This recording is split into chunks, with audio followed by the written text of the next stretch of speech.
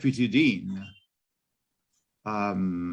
Michelle, Dr. Michelle Attartonna, who's there. I can see her. Yes, I am. Actually, welcome you. I'm Peter Mayo, by the way, and I've got For My Sins, but we worked really hard at it, also with support from other people present here, like Carlos and others. This is the first activity of the newly installed UNESCO Chair in Global Adult Education. Because it's that kind of chair, we have to be global. Thank God for Zoom, not so much for the teaching itself, but anyway. And what better way to start than to celebrate the biggest celebrity we probably have in education today? That's Paulo Freire. Some people may argue about this, but yes, definitely we need to support this. It's a great moment. It gives us the opportunity to have friends and scholars from different corners of the world, and we do. Yeah,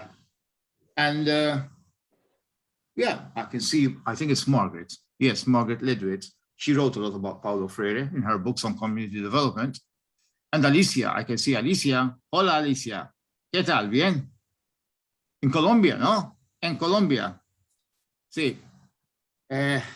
So basically, I just want to hand over to our Deputy Dean, Michelle, a very strong critical pedagogue herself. Okay? We're lucky to have that kind of person at the helm in our faculty. And to welcome you to this very first activity of the UNESCO Chair in Global Adult Education, which is, I like to call it a fest, rather than the serious conference or symposium, but that's what it is, a symposium on Paulo Freire, on the celebration, to mark the celebration of his birth centenary. Next Friday, we'll have a second one on Raymond Williams, birth centenary also, just before the end of the year. And Michelle, over to you. Thank you, Peter. Always very kind with me. And welcome to all of you. It's so nice to see such a diverse range of contributors to this fest. It is indeed a fest. When I read the titles and the names, the lineup of the people who will be contributing, I think we should count ourselves lucky that we managed to come together and celebrate the centenary. I prepared a few words which I will read out to you. So just 3 days ago, a group of academics in Malta penned a letter to the media lamenting about the poor critical thinking skills in our education system, which is failing students. One of the culprits, according to them, is our culture, devoid of the love for art, literature, and anything aesthetic which emboldens the soul. Our curriculum is also problematic because of its focus on transmission of content and knowledge. These are exciting times for both learners and educators, despite what I have just told you about this loophole in our education system. Educators are constantly being reminded of their obligation to create problem-posing scenarios and dialogic contexts in which they can lead their learners through a process of inquiry, where together they pursue answers which are relevant to their needs as human beings, to function in a society, to reflect, and to transform. As an educator myself, I must confess that this task is not always easy, because learning environments can be oppressive in order to be competitive, to be trendy, to be attractive. Words which unfortunately are now normalized in the discourse characterizing higher education, where I come from. Learners, on the other hand, can dismiss and indeed contest the culture of silence they are constantly surrounded by, and use knowledge to participate in dialogue. This is one of the aims that our faculty strives hard to achieve in our varied learning programs, because we believe that fostering a dialogic learning environment and active learning experiences can solve many of the challenges caused by globalization that we are experiencing today. It is thus a great honor for me as Deputy Dean of the Faculty of Education to give the opening address to this Paulo Freire Birth Centenary Fest, convened by my dear colleagues, Professor Peter Mayo and Dr. Joseph Vansel. These 3 days are not just a celebration of the scholar and how he managed to inspire us with his insights and his work. It is an occasion to come together with our thoughts. And I am proud to say that the amazing lineup of academics who will be contributing to this discussion will not disappoint with their intriguing presentations. Let these be 3 days of learning, of going out of our comfort zones, and of becoming more human, as Paulo Freire alludes, through independent thought and critical consciousness which these discussions can lead to. I welcome you to this event. Well, thank you very much, Michelle, Dr. Michelle Attartonna. I'm not going to use titles because I get confused who's a professor or not, and what professor means in one culture as opposed to another. Let's keep it amongst friends. Let's make this the way Paulo Freire would have wanted it, probably. As Rebecca, I'm seeing Rebecca Tarlau. We have a great galaxy of great practitioners and scholars. How do you separate the two? Praxis. Rebecca has done some great stuff on the Movimento Trabajadores Rurais Sem Terra, the Sem Terra. And I can see Ira, sure, just joined us. So, I mean, Michelle, you're probably saying some of them are names you read when you were doing your master's and doctorate. Well, one is above you, Carlos Alberto Torres is there. And Ira Shore, what else? I mean, there's so many, Margaret Ledwith, community development, etc. Isabel Omboal and theater. Anyway, Asoke, bringing Freire and Tagore and of course Gandhi together. So, if I leave somebody out, peace, education, and Freire, if I leave somebody out, please forgive me. Anyway, it's not a wise thing to do, just to single out a few. These are the people I'm seeing on the screen right now. Hassan did so much to promote Freire in Turkey as well, and the Turkish struggles there. One thing I'm going to say, rather than present the program, which will be bombarding you over and over again, there's always that mistake which gets away when you're working under pressure and doing too many things at the time, there was a mistake which Rebecca pointed out to me with regard to the time of one of the sessions. We changed that. I hope to your satisfaction, Rebecca. These mistakes happen, of course. We're not well steeped in algorithms and things like that, so we do those mistakes. One thing we have to keep in mind, Michelle mentioned students failing, and we have to ask ourselves, failing according to what? And according to whose criteria? When the PISA results come out, people go haywire, and they start blaming. Well, in other countries, thankfully not Malta for now, Paulo Freire has been made the bugbear, the victim, the butt end of some of the criticism, not least amongst the regime in his own country. And I'm referring to the Bolsonaro government and the previous interim government. When things go wrong, I remember Italy. Disastrous results according to the PISA criteria. Don Milani has got the school he wanted, ran a headline, okay, of a right-wing newspaper. This is what actually, the irony of it all is actually what they've been writing is a denunciation of the system we know. In Brazil, no prizes for guessing. The government took the same kind of stand. They put the blame on Paulo Freire. In Brazil, of course, they're trying to roll back all that was achieved, despite all the difficulties. We are talking about a bourgeois democracy, trying to create some kind of social solidarity state within a bourgeois state, okay, which is a big contradiction. Paulo Freire is also, they want to deny him the title of Patron de Educación, the title which was bestowed upon him during the previous government, the Workers' Party government of Lula, who hopefully might get into power because he has a tremendous appeal, and Dilma Rousseff, and they try to take that away from Paulo Freire. Can you imagine? One of the world's greatest educators in his own country, and the government is fighting to remove him from being a patron of education. Hopefully, the government is meeting lots and lots and lots of resistance. Maybe Rebecca will tell us about the MST and its presence in this kind of resistance. I don't know. Anyway, so I welcome you as friends, first and foremost. Most of you are friends.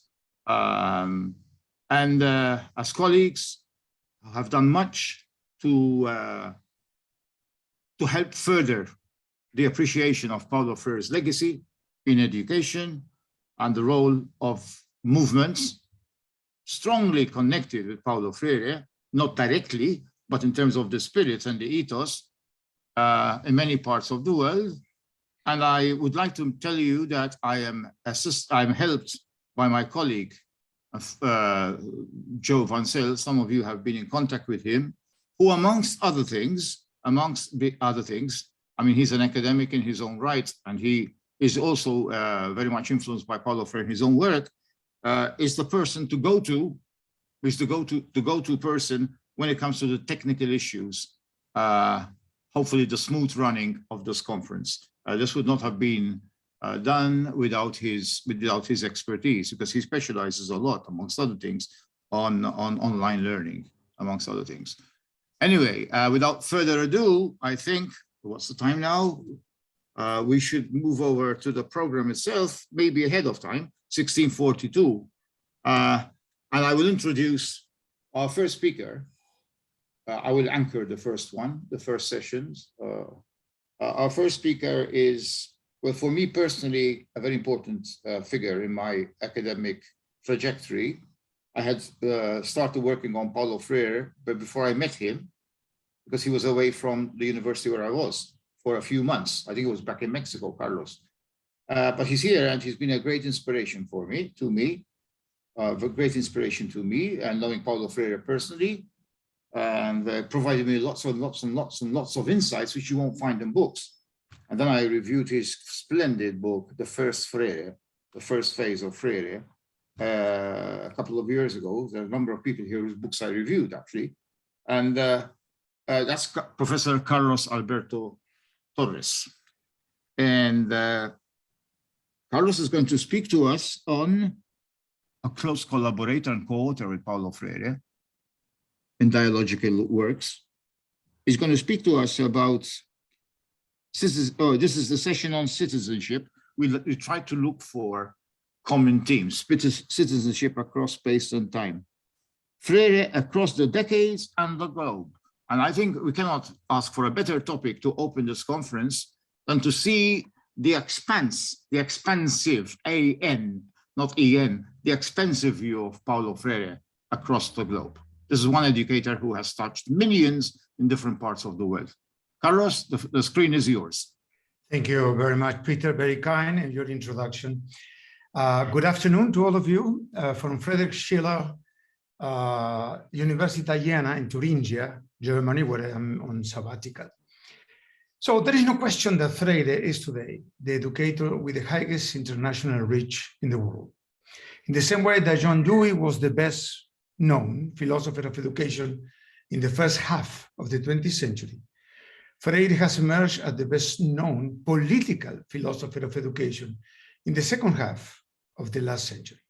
As an example, Elliot Green compiled what are the most cited publications in the social sciences. He did that in 2016, and shows that Pedagogy of the Oppressed ranks third in the 25 most cited books in the social sciences, after Thomas Kuhn, The Structure of the Scientific Revolutions, and after Everett Rogers, Diffusion of Innovation. Everett Rogers was a professor at Stanford, where I studied there.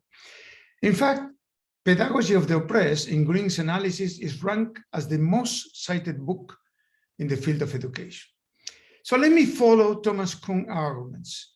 And I will argue that Freire produced a rapid paradigmatic shift in educational sciences and beyond.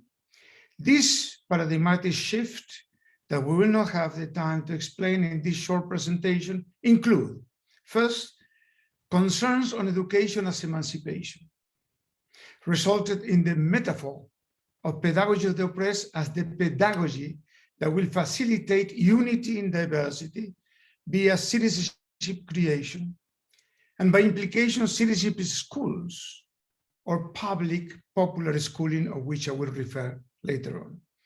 Second, an hermeneutic of suspicion. The hermeneutic of suspicion is a style of literary interpretation in which texts are read with skepticism in order to expose their purported repressed or hidden meanings. In Freire epistemology, that means that all social relationships involve and hide a moment of domination at every level. Third, he worked on an epistemic deconstruction of education and is considered one of the originators of the epistemology of the Global South. Fourth, he's also considered one of the originators alongside, on parallel with Orlando Fals-Borda, the distinguished sociologist from Colombia, of a methodological model. It has different names, but I will use participatory action research, which was the first one that was used. Finally, he insinuated, but could not fully develop in his lifetime, the idea of an eco-pedagogy. Today, eco-pedagogy, in my opinion, is the linchpin of the elective affinity, to use a Beberian term, between global citizenship education and sustainability in terms of implementation and public policy orientations, particularly in the field of education and sustainability. Eco-pedagogy is also one of the tools to promote planetary citizenship. I will argue a concept that still needs an analytical and a normative definition. So what I will do today in my 15 minutes is to focus on Freire meta theory. I would argue that the three meta principles that constitute Freire meta theory are the following. First, the world of work and the world vision of the Weltanschauung of the socially subordinated sectors with whom he worked in Brazil, in Chile, Europe, even in Africa, promoting political literacy and citizenship building.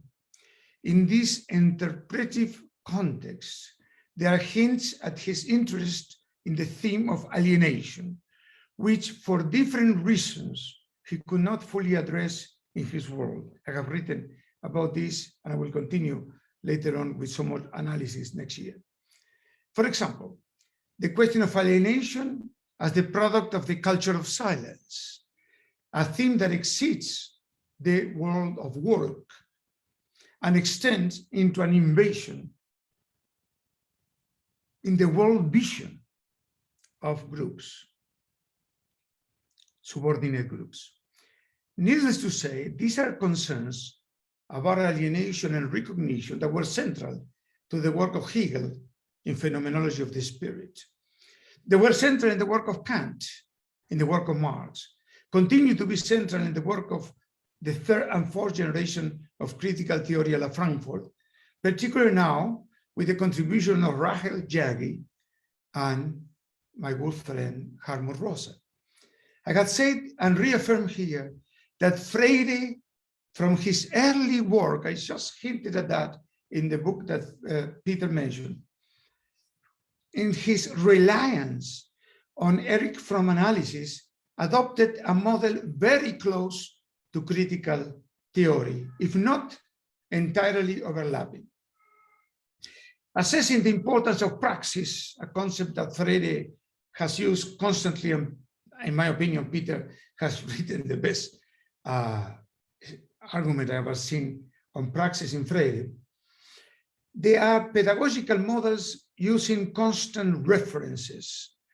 But I think that in his whole over, there is one concept that constitutes for Freire the archetype of the struggle against structures of oppression, that is class struggle. More affirmative at the very beginning, a little bit more subdued and nuanced at the very end of his life, but never he avoided that term.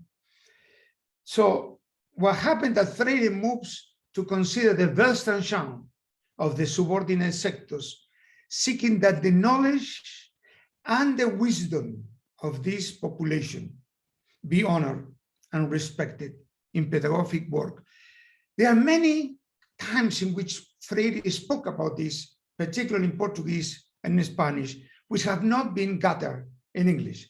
So I'm gonna take the liberty of using a sentence that I collected back in 1977 in a book that I call Critical Reading of Paulo Freire, which is not in English, but is in Portuguese and is also in Spanish.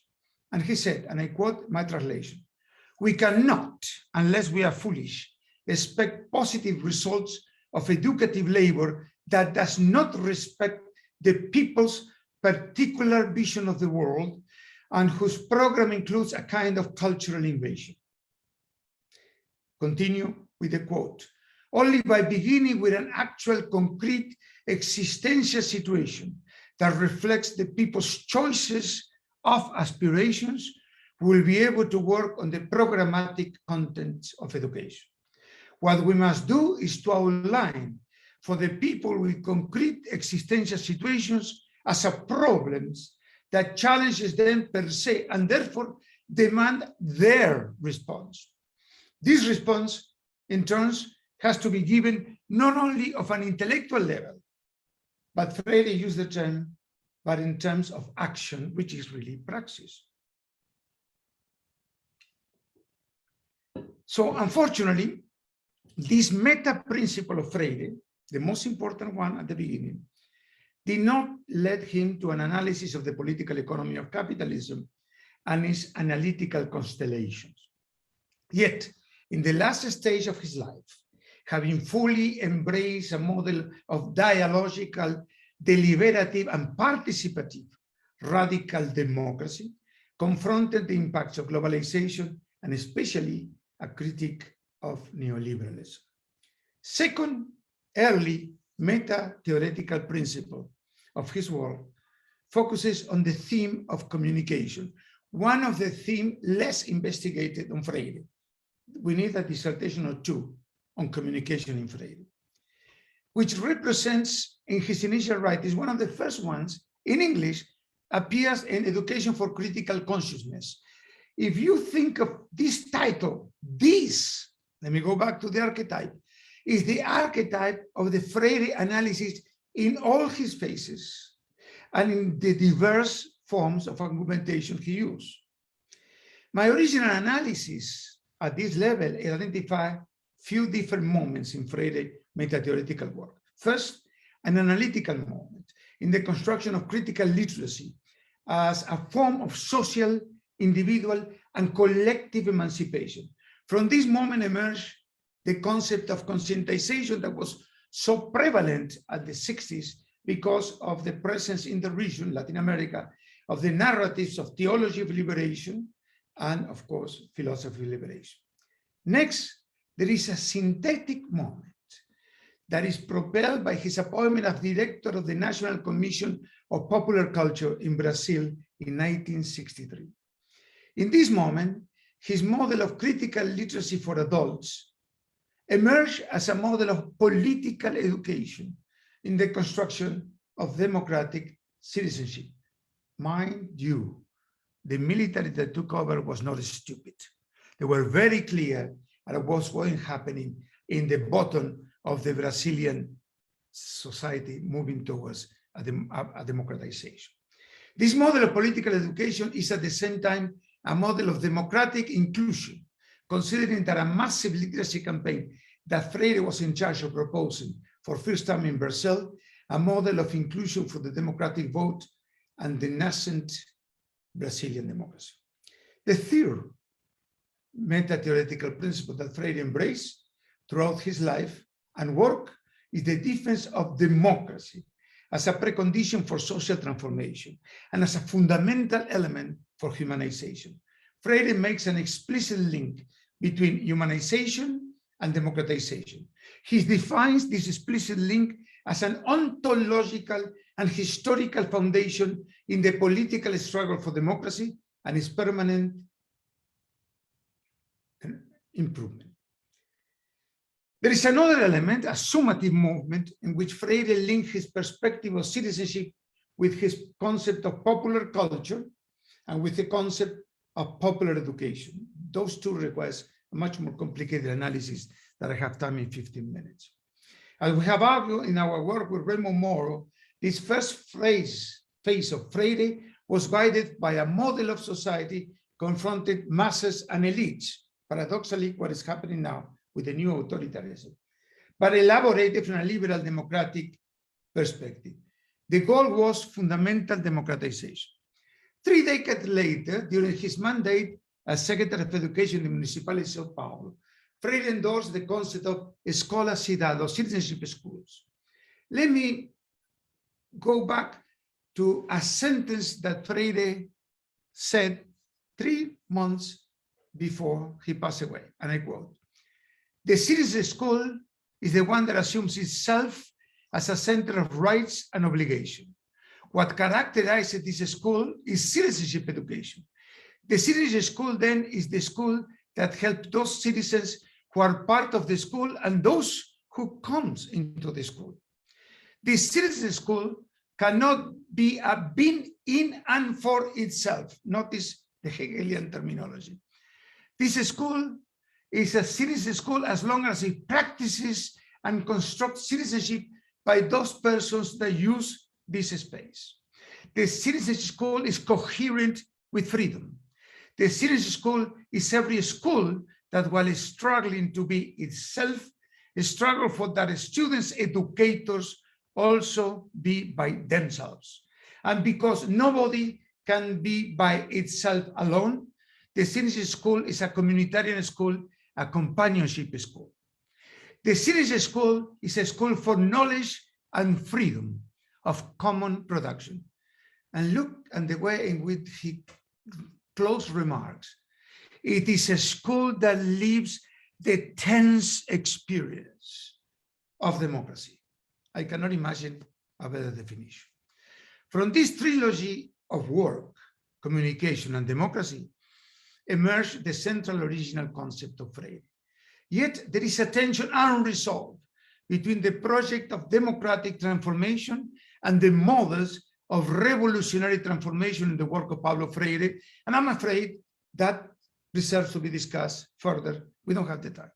To conclude, Freire incentivized our theoretical and practical imagination. He set our imagination on fire. Doing so, Freire navigated the rough waters of ideology and utopia in education. A contemporary philosopher to Freire, Paul Ricoeur, and with him, perhaps unwittingly, Freire shares the profound concept of a hermeneutics of suspicion.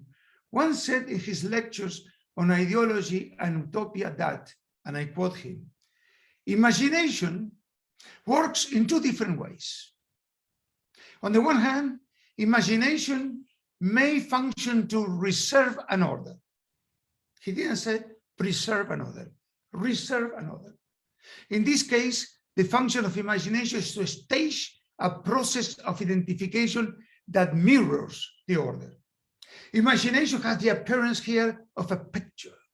On the other hand, though, imagination may have a disruptive function.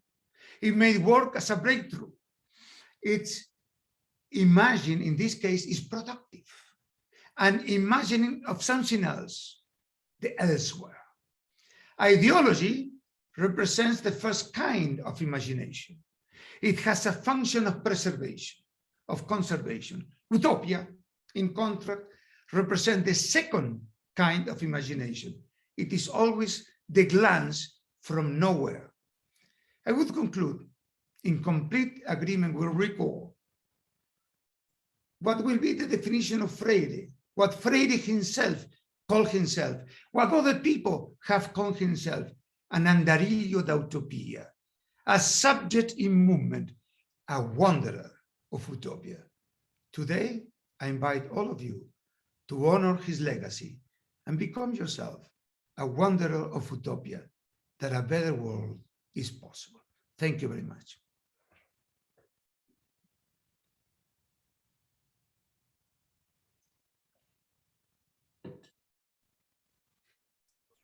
Thank you very much, Carlos, for this wonderful presentation, very rich, very erudite. And you end on a very important nodal point, which leads us into the next speaker. We talk about the wanderer. Now, I'm a bit worried because I'm not seeing Walter Cohen around. Yes, I am here. You are here? Yes. Okay, okay, Walter, thank you very much. I was wondering because around. Carlos, an Argentinian like you, I understand, Yes. because you're based in Brazil, finished on the image of the wanderer. And I know this was also central to your book, which I just finished reading, to review, of course. Paulo Freire, a biography. I will miss some adjective here and there, of course. I'm not young. Where you talk about the errant intellectual, the wanderer. The Wanderer was a beautiful poem in Middle English. When I first started studying to become a teacher of English, it was one of the first poems we had to study. It was called The Wanderer. It's got to do with the knight errant. You use the word errantry in your book. So I connect this thing together. And I see this point because even Paulo Freire presented himself as such. He's been in exile, as Walter says. I'm promoting your book, Walter. He says in 3 times. From the womb of his mother, and then when he had to leave from because of the economic conditions from what was the first place, Recife to Jaboatão, and then the third one was the most painful one probably, when he was expelled or invited to leave by the regime, which had stopped Brazil in its tracks, as Ira Shaw calls it, a Brazil roused for transformation. That was stopped all of a sudden. Right, this is the advantage of speaking with people you have been reading and dialoguing before you got to know them personally. And of course, you talk about errantry, the knight errant of the Middle Ages, which reminds me of the poem, but it's about Paulo Freire, the exile, going from one place to the other, relearning, meeting people of different backgrounds all over the world. Not that Brazil is uniform, because Brazil also reflects this always reflected this cosmopolitanism, which now today is become more universal. So, Walter, thanks for putting me at ease that you are here. How old is Paulo Freire? Thank you so much. I really appreciate. Peter, Carlos, it's an honor, a pleasure, a joy to be with you. I, in fact, was wondering, and because as you said, wandering is very connected to my book and to my reading of Paulo Freire, but also because I thought that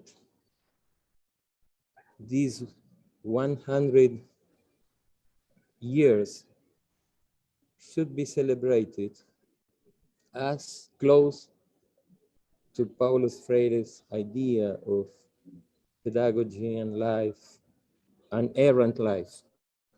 So I decided to begin a journey I called 100 days to celebrate 100 years. So I have been since August 22nd, wandering around the northeast of Brazil, visiting schools, visiting camps of the Naulan people, visiting indigenous schools, visiting Quilombolas communities, in order to experience and to live a kind of educational wonder or educational errantry that I think it might be a nice way to celebrate Paulo Freire's 100 years. And now I am in a place called Vitória da Conquista in Bahia. I am in a school now, and I found lots of things in this trip, in this journey. And one has to do with the question that you have posed me, which is the question of the title, how old is Paulo Freire? And it is also connected with the idea of errantry and with the idea of wonder posed by Carlos.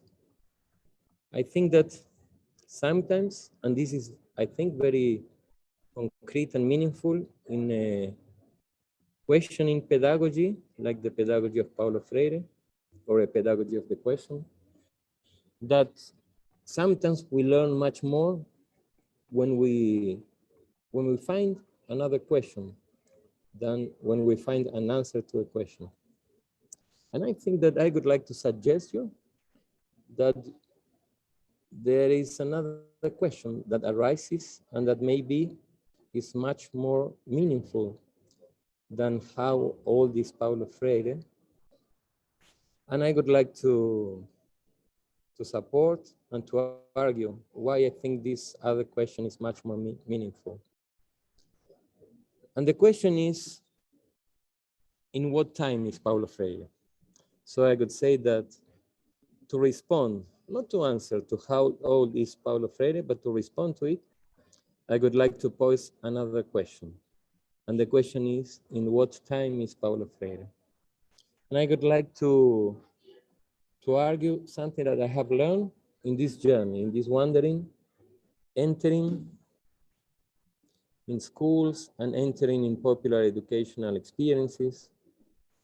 I have learned that maybe the question we need to ask about Paulo Freire is not how old is he in terms of what's his age and what's the aging of Paulo Freire, but I think we need to ask in what time is Paulo Freire, because maybe the time and not the age where Paulo Freire lives is more connected to the time of education than the time of aging.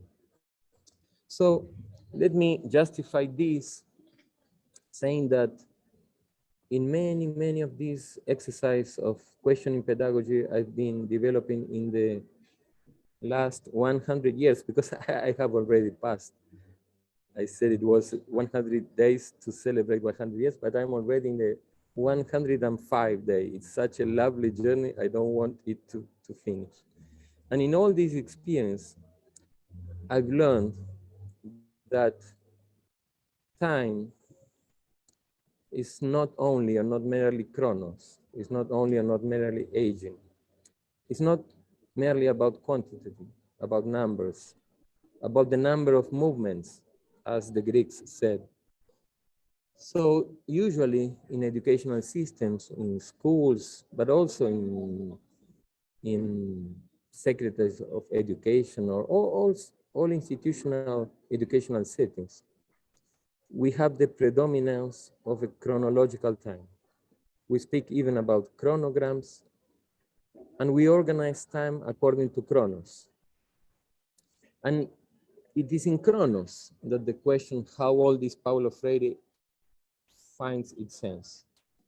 Because how old is Paulo Freire, it might be translated as how many years does Paulo Freire have?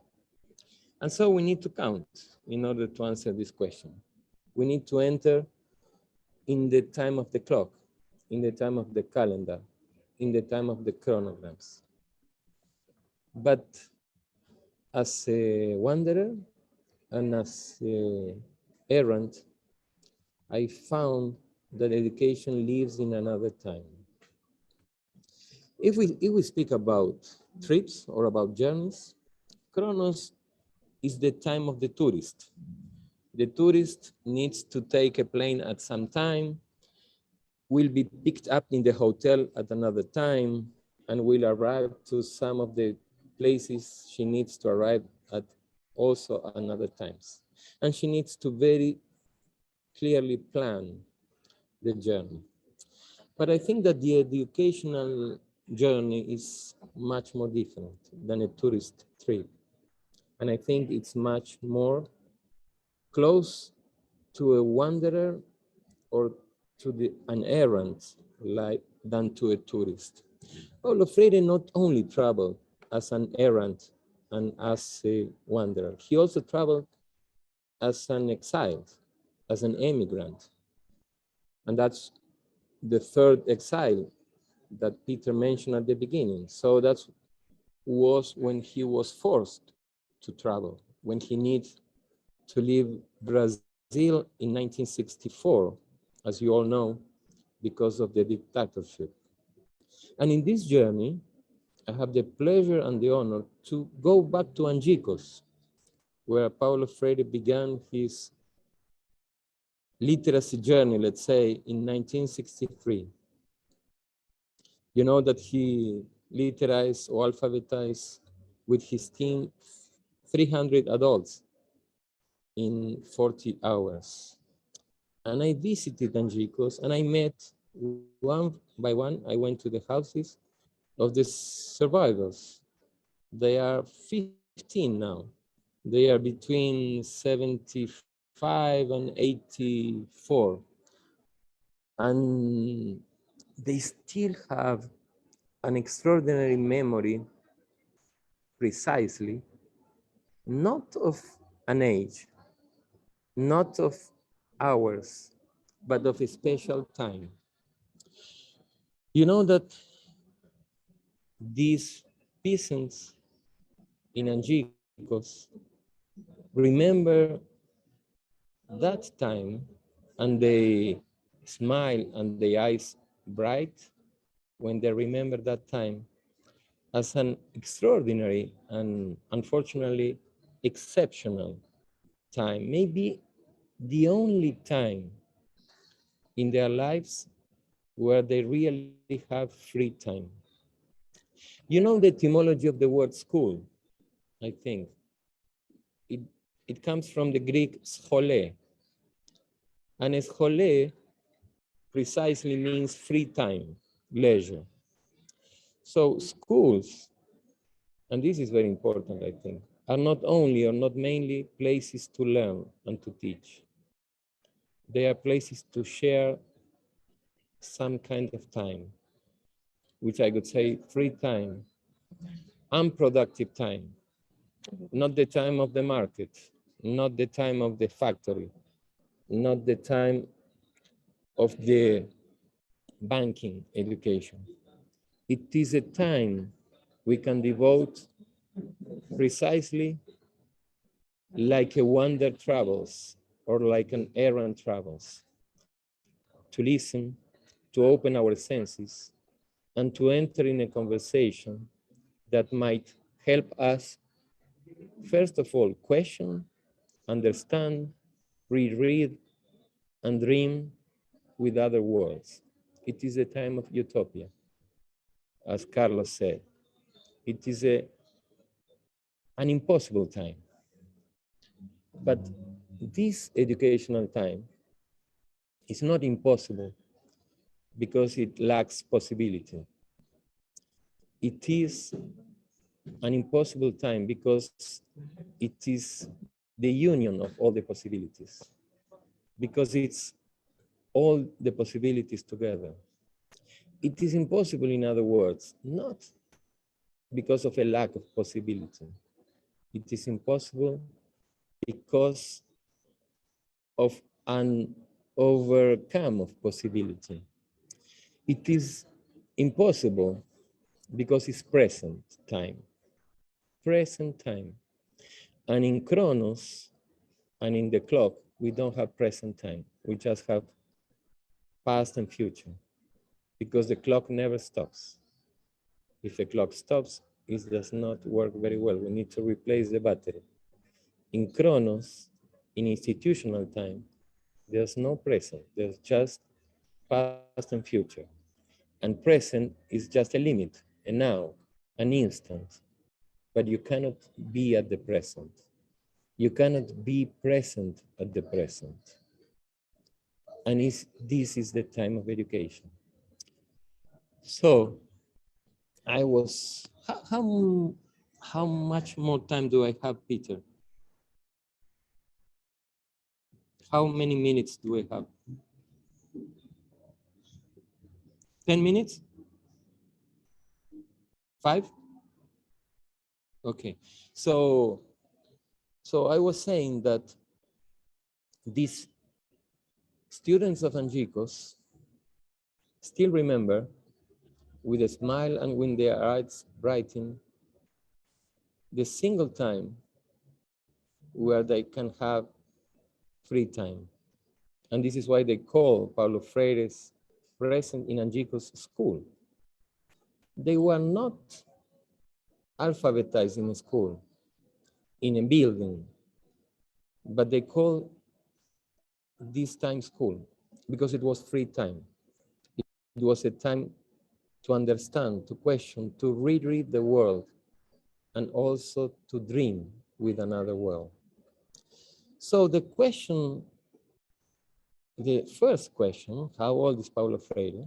Maybe now you can find more sense in what I said at the beginning. So the question, how old is Paulo Freire, is a question about chronos. It's a question about quantity of time. It's a question about institutional time. And I think that sometimes, as I said, we learn more when we, not when we answer a question, but when we find another question instead of answering. In a sense, I would say, it's meaningful how old is Paulo Freire. It doesn't matter. He might be 100 years. He might be 90. He might be 110. It doesn't matter. Because Paulo Freire is in another time. He's not in the time of aging. He is in the time of education. He is in a present time, a time that does not pass, a time that has only present, nor past, nor future, as utopia, as the impossible time, as the time of education, as school time, school as free time. And Paulo Freire is in a present time. Even in his life, many people acknowledge this, and he himself acknowledged this. One of the awards he received, among many others, in Italy, in a communal library in Ponsacco, in the province of Toscana, was Permanent Child. He received the award of Permanent Child. This is very meaningful. Both words are meaningful, child and also permanent. Permanent because it means he was in the present. It didn't pass. And child because he stayed in childhood. But he stayed in childhood not as an age, not because he had few years. He stayed in childhood because he lived a life of a child, a life of wonder, a life of questioning, a life of enchanting, a life of surprising, a life of curiosity, a life of looking at the world each time as if it were the first time. And this is the time of education. So when we ask, how old is Paulo Freire? And I say it doesn't matter. The question I would like to pose is, what is the time of Paulo Freire? In what time is Paulo Freire? Because I think that Paulo Freire invited all of us to experience another time, to experience the time of a child questioning, of lovers loving, of an artist creating, the time of wandering, the time of errantry, because it's a time, it's a present time, it's a time, it's a free time, it's a time of being open at the world, and it's a time of questioning and dreaming with another world. Childhood for Paulo Freire is not only not made it something we need to educate. This is in the institutions, this is in Chronos. But in the time of education, childhood is sometimes something we need to listen, we need to cultivate, we need to take care, we need to foster. Because childhood is the time of an educator. An educator is like a child. It questions, wonders, sees the world as if it were the first time, and dreams with another world. I will end just sharing with you something that Lara, a 9-year-old girl, told me 3 weeks ago in one of these pedagogy of the question experience we were sharing in the state of Ceará with a very specific clause called Eusebio. It was an association of people liver, a communal association. We were speaking about our dreams. Which were our dreams? And Lara, after listening to many dreams her fellows had, she said, I dream with a world in which all dreams find their place. I dream with a world in which all dreams have their place. And then Joao followed and said, I dream with never stopping dreaming. I dream I will never stop dreaming. So this is the kind of dreams that bring us to the time of education. It is impossible, someone would say. It is impossible a world in which all the dreams find their place. But this is precisely the time of education, an impossible time. Not because it is not possible, because it embraces all the possibilities. Education is a time we cannot leave any possibility outside. Thank you. Education is the time of presence. And this is the time, sorry, Peter, I'm finished. This is, I think, the time where Paulo Freire lives and invites all educators to live. A present time, only present, impossible, but impossible because of all the possibilities are there and not because of lack of possibilities, and as some people want us to think. Thank you so much. Sorry if I exceed. No. Thank you very much. I'm trying not to be too strict, even though, going beyond the 15 could affect other speakers. We try to. It took a lot of time to plan this in terms of timing, etc. But time again. What you said is a very important aspect.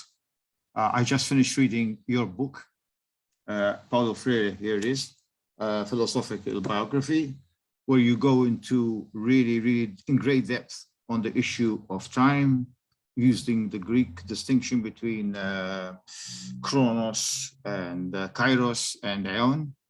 And this reminds me of another great educator, and one of his students, great educator, I think should be celebrated like Paulo Freire, is Don Lorenzo Milani. We have Alessio further on.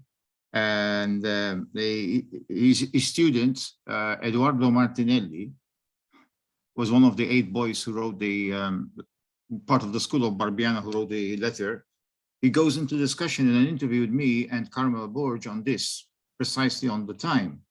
And Henry Giroux, who for some reason or other cannot be in this program, a very good friend, also talks a distinction between public time and corporate time. It's interesting to see how these two elements fit into what Walter was saying. But Walter also highlights in his book, and he mentions it today, childhood. And maybe that's one area where a lot has to be written about childhood, although Paulo Freire spoke about the menino popular, for example, the popular child and the popular school. But I think Walter does a very good job in his book. And I'm not trying to promote Walter's book. All of you have written great books on Paulo Freire. Is precisely also a whole section on childhood, the notion of childhood in Paulo Freire. The notion of childhood we need to recapture. It takes me back to some of the great poets of the Romantic age, when shades of the prison house descend upon the boy. That's Wordsworth, of course, talking about from Plato and Nemesis. Anyway, this may sound like I'm in cahoots with Argentinians because we have one Argentinian after the other. So from Carlos to Walter to Alicia, but then after her, we have an Italian. I don't know if he has also Argentinian lineage, I wouldn't be surprised, because he's an itinerant person. He is an errant person, but that's Alicia, that will come later. Alicia is going to talk here, has been working for many years on the issue of peace. She held the UNESCO Chair for Peace Education, more elaborate in its title than I put it, for a number of years, and was very supportive of our chair, in fact. She's one of the, together with Carlos and many others here on the chair. Alicia is going to talk, obviously, as expected, given her background, on building cultures of peace and citizenship education from a Freirean perspective.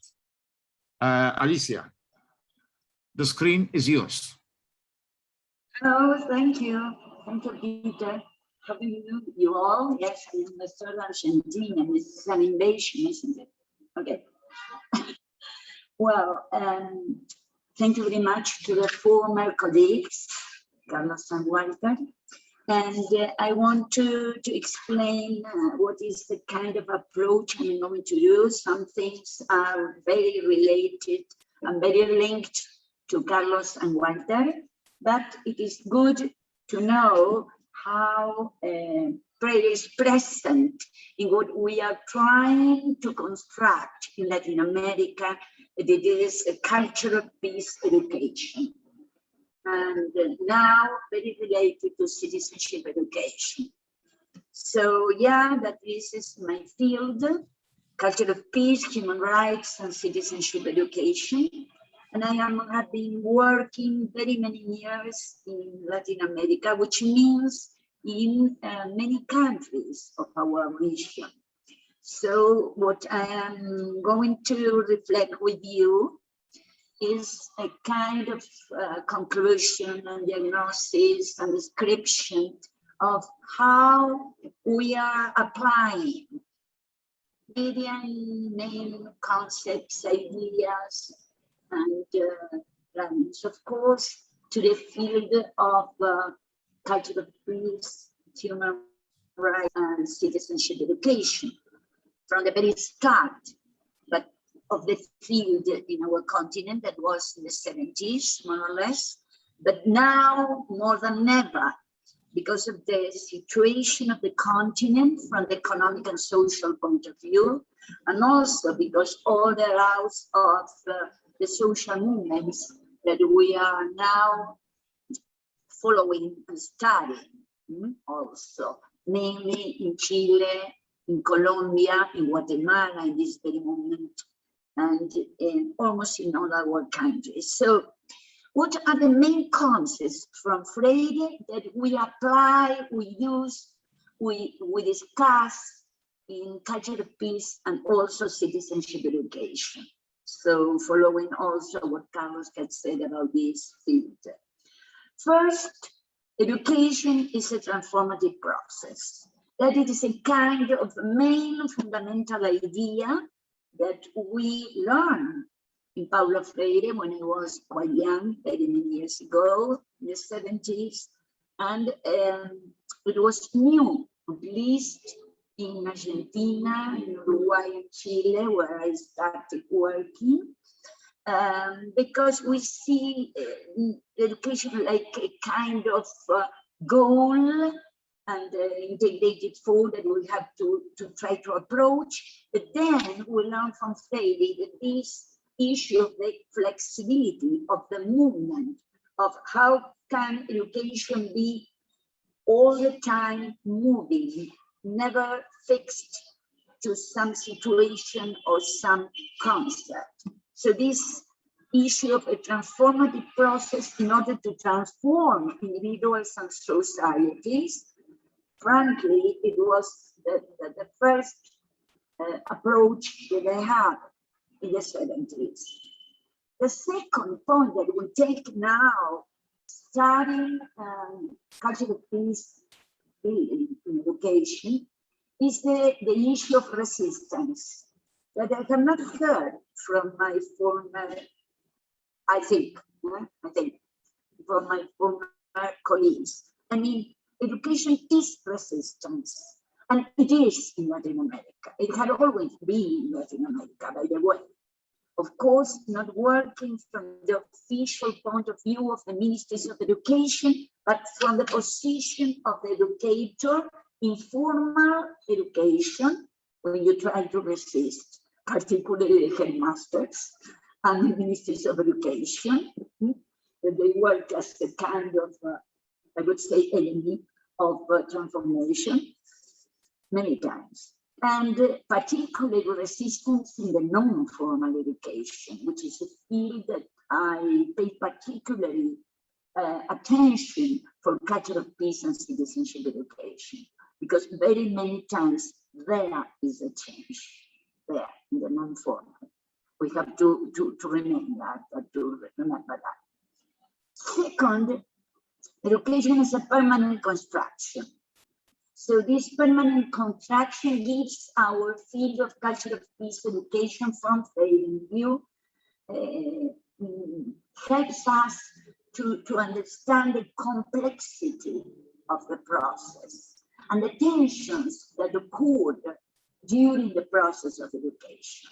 So it is not a kind of green land full of flowers, but yet educational process is complex, it's difficult, it's very many times hard, and it has to resist. That is why this idea of resistance is very important to the currents coming from the so-called official education that we receive or we have to teach.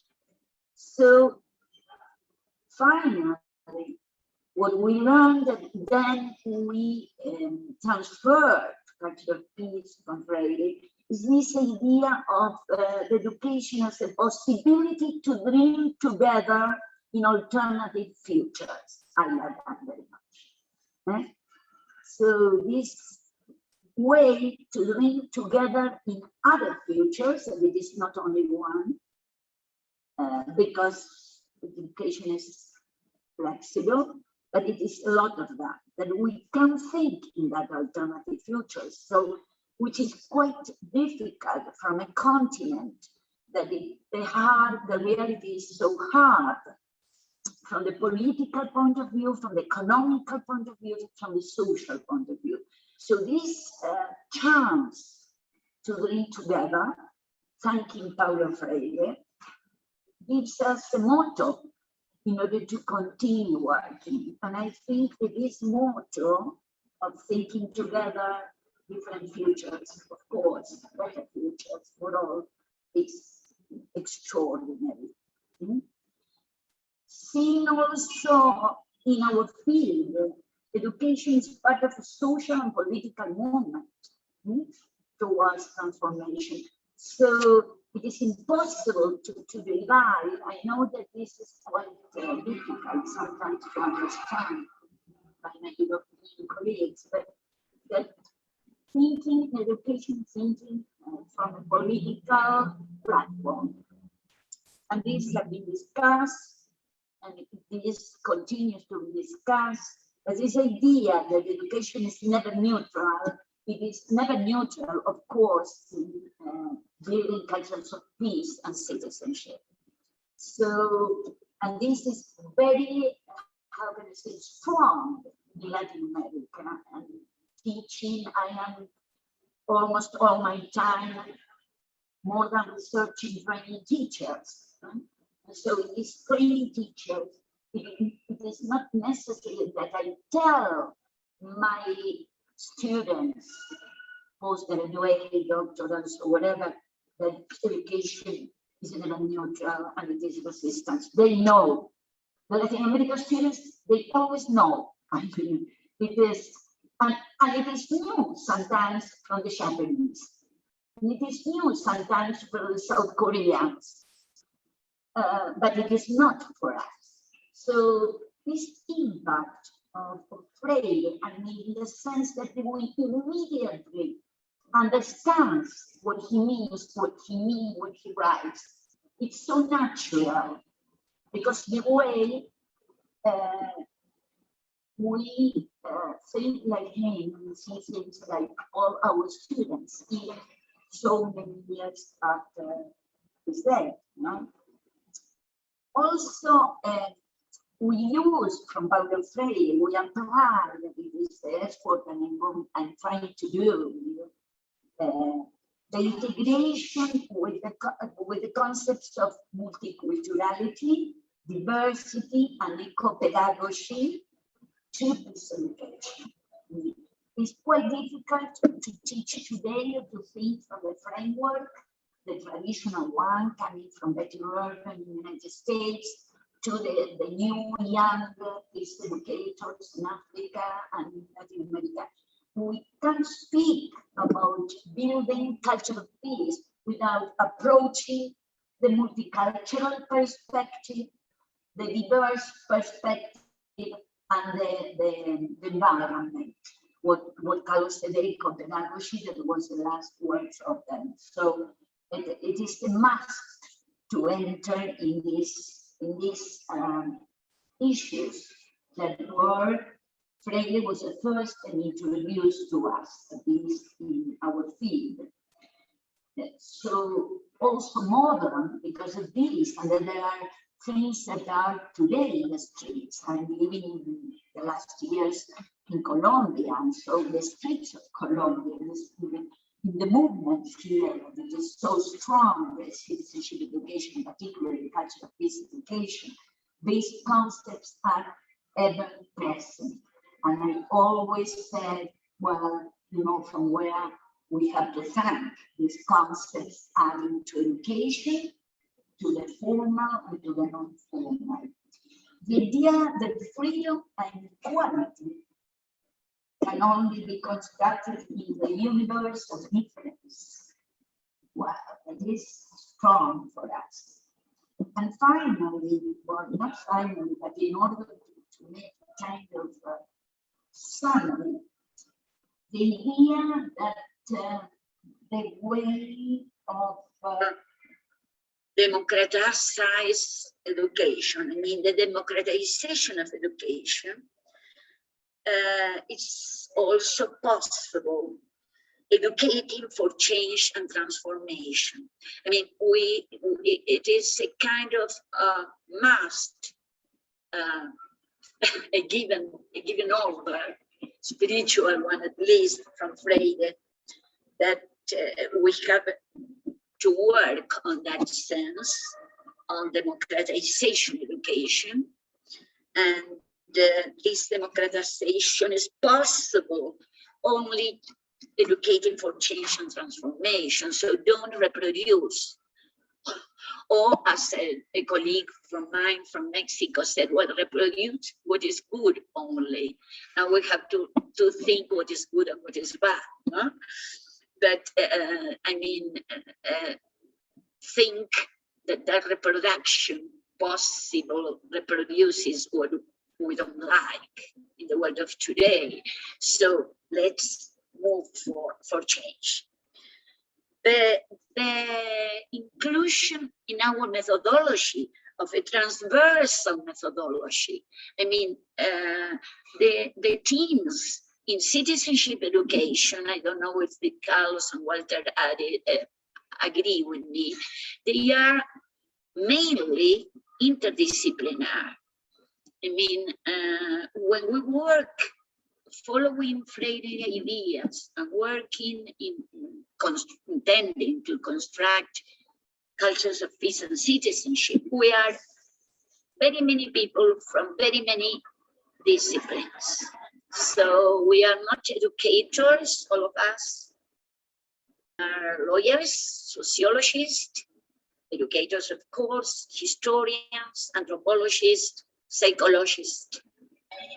We are coming from very different disciplines, working on this field, and then the transversal perspective in all our disciplines, first interdisciplinary, and then the transversality is quite visible and quite important. So we use this.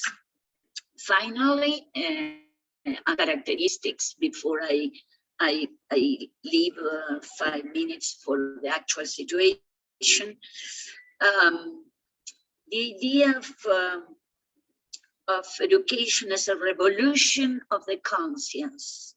This is very much modern, related to the actual situation of the social movements and the youth in Latin America.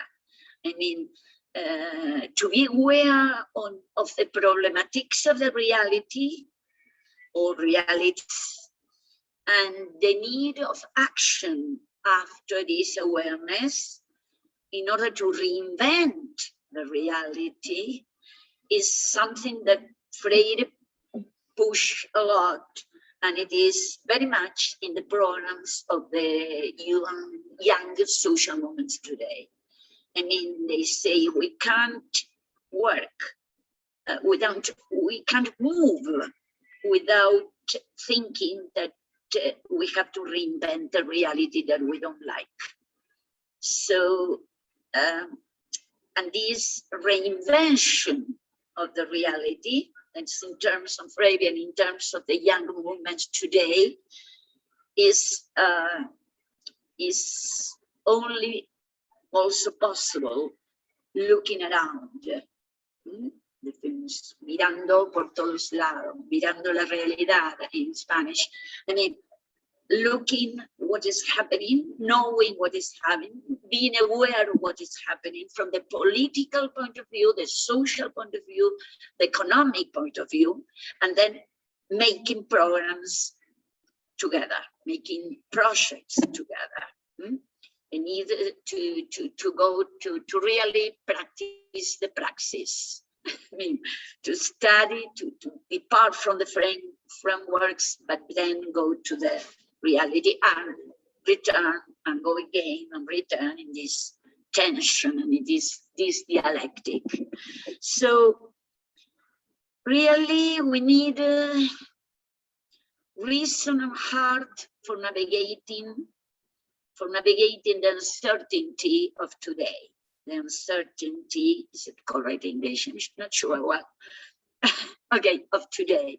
Particularly, of course, I'm going to mention what it is mentioned now every day, is the CD19 and the coronavirus and what world we have.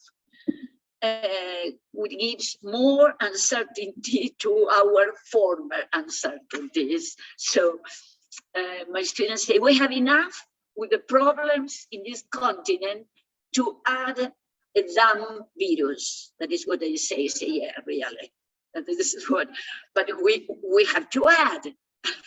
So this uncertainty and these problematics that were worst in the last 2 years, because what we have provoked it because of the outcomes of the virus. So what is our compromise from building peace, from the social movements, that it is a reality of today? I mean, I really work thinking what tools can we use from the different theories in education, particularly, of course, the critic pedagogy, that it is the pedagogy from where I depart, and we depart in general in Latin America, not all, but many of us. So, and from the Freire point of view, well, society can or not be transformed? This is a question. Well, we think that it can be transformed through the compromise of the people, of thankful and critical people, not robots, not, how can I say, liberal economic products people. That is the tendency in the 70s and the 80s. No, we want really people that work for this change, and the only possibility is creating really critical thinking. And then this critical thinking connected with education makes possible the freedom that we need at individual and collective level. So what we learn, what we have, what we are trying to to push here in our countries. And I say our because you know that we used to see Latin America as integrated with Brazil as well, of course. So we learn from Freire, first that it is today with us. He is marching with the young people in the streets. He is teaching with us in the university, in the schools, and in the education scenarios that very many times are not only the schools and the universities, thanks God, I would say. He is with us preaching for a pedagogy that have to be more and more participative and active. He is analyzing with us the local and the global reality and the relationship between the global and the local, that it is a need. He is with us, dreaming with possible alternative futures. He teaches us reflection, action, transformation, dialogue, all the time dialogue, and solidarity and cooperation. So, yeah, he is teaching with us. Thank you. Thank you very much to you and to Paulo Freire. Thank you. Gracias. What you are saying, Alicia, is a term which I used to be afraid to repeat in Malta because it immediately got associated with the fascists next door in Italy before. But actually, I changed my opinion when I heard people using it also in relation to Allende. Presente. Paulo Freire, presente, no? Which I was very skeptical of it at first because I used to see films and this associated with people honored by the fascists. They used to honor a lot of people, the fascists, Italian fascists I'm talking about. But then I hear in Latin America, the socialists do the same thing with regard to heroes like Salvador Allende. So why not? So that's the first one. Secondly, you mentioned the concept of reinvention, which I think is crucial for Freire. I mean, Walter Cohen mentions this also in his speech and in his book. For Freire, it is not we learn from you, we adopt, but we have to reinvent. Nothing is cargo style, which is extremely important. And of course, you want to change the world, but somebody who's not very popular, except amongst us probably, is you can do so, but not in circumstances of your choosing. There is the past to reconcile yourself with. There are certain limit situations, as Freire would call it, which one has to negotiate. And that, of course, is Karl Marx. I'm talking about the 18 Brumaire of Louis Napoleon. So thank you very much. Now we move on to one of our first comparative approaches. I expect a lot of comparative approaches. I'm one who worked on Gramsci and Freire. Can you imagine? A person, I have to admit, I've heard his name. Not Alessio. Alessio I know very well, who is going to present on. But I don't know, I know little about, and I don't know about yourselves. You probably know more than I do, especially the Latin Americans here amongst us. It's Citizens and Space Divisions and the works of Paulo Freire and Milton Santos. My good friend Alessio Surian, who is a really errant intellectual because of his mastery of many languages. This guy's amazing. He goes to spend some time in a place and he picks up the language. You should come to Malta often to see him pick up the Maltese language. Alessio. Thank you. Ne hai facoltà. Thank you. In fact, you were saying that we had a thread of Argentinian, and usually in the past 15 years in December, I'm in Buenos Aires usually. So this fits very well. And if it's I wouldn't put that past you. I wouldn't put that past you, that you are connected with Argentina too. Yeah. When I got this invitation, I in fact took it as a way of elaborating a bit this fact that for the first 2 years, I would say, in my life, but surely of the last 25 years, I've not set foot in South America, specifically Argentina and Brazil, where I was regularly. And this also got me into recognizing two issues, basically. The first one, how much the first word that comes to my mind, my affective, my personal mind, associated with Paulo Freire is friendship. For one reason or another, Paulo Freire's ideas, books, approaches always been nurtured by people I met that we became friends and that had this ability to be very generous in whatever we did together. And that was also my first impression of Freire. The few times I had the fortune to meet him, this incredible look that he had that immediately established this sort of intimity. And this also made me think that many times the type of initiatives I was involved in Argentina and in Brazil were based on personal relations rather than on formal projects. There was this personal trust and sort of,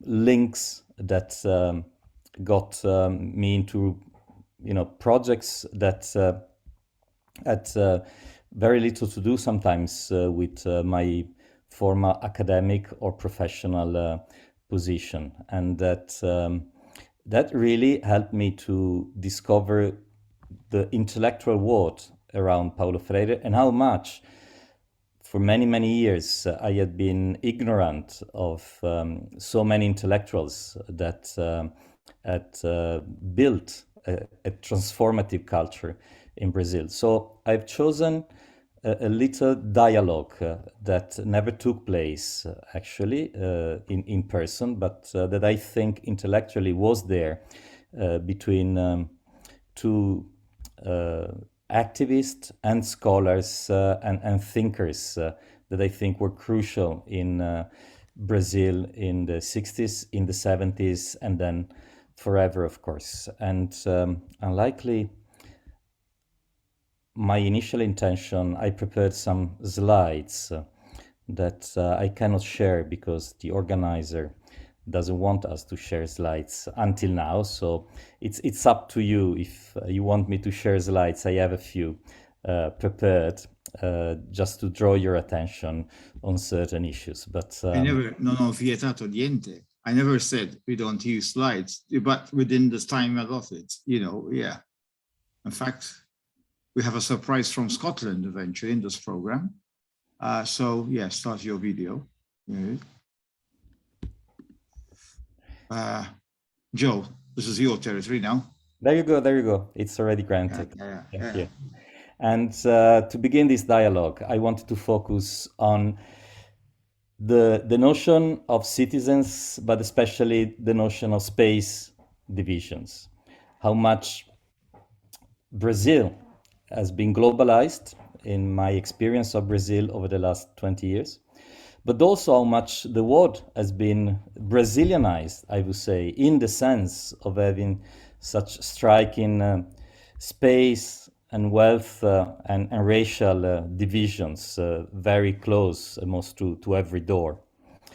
And this I link with something that Freire wrote way back, and you probably have written a bit different years later. Reality can only be changed when man discovers that it is changeable and that he can do it.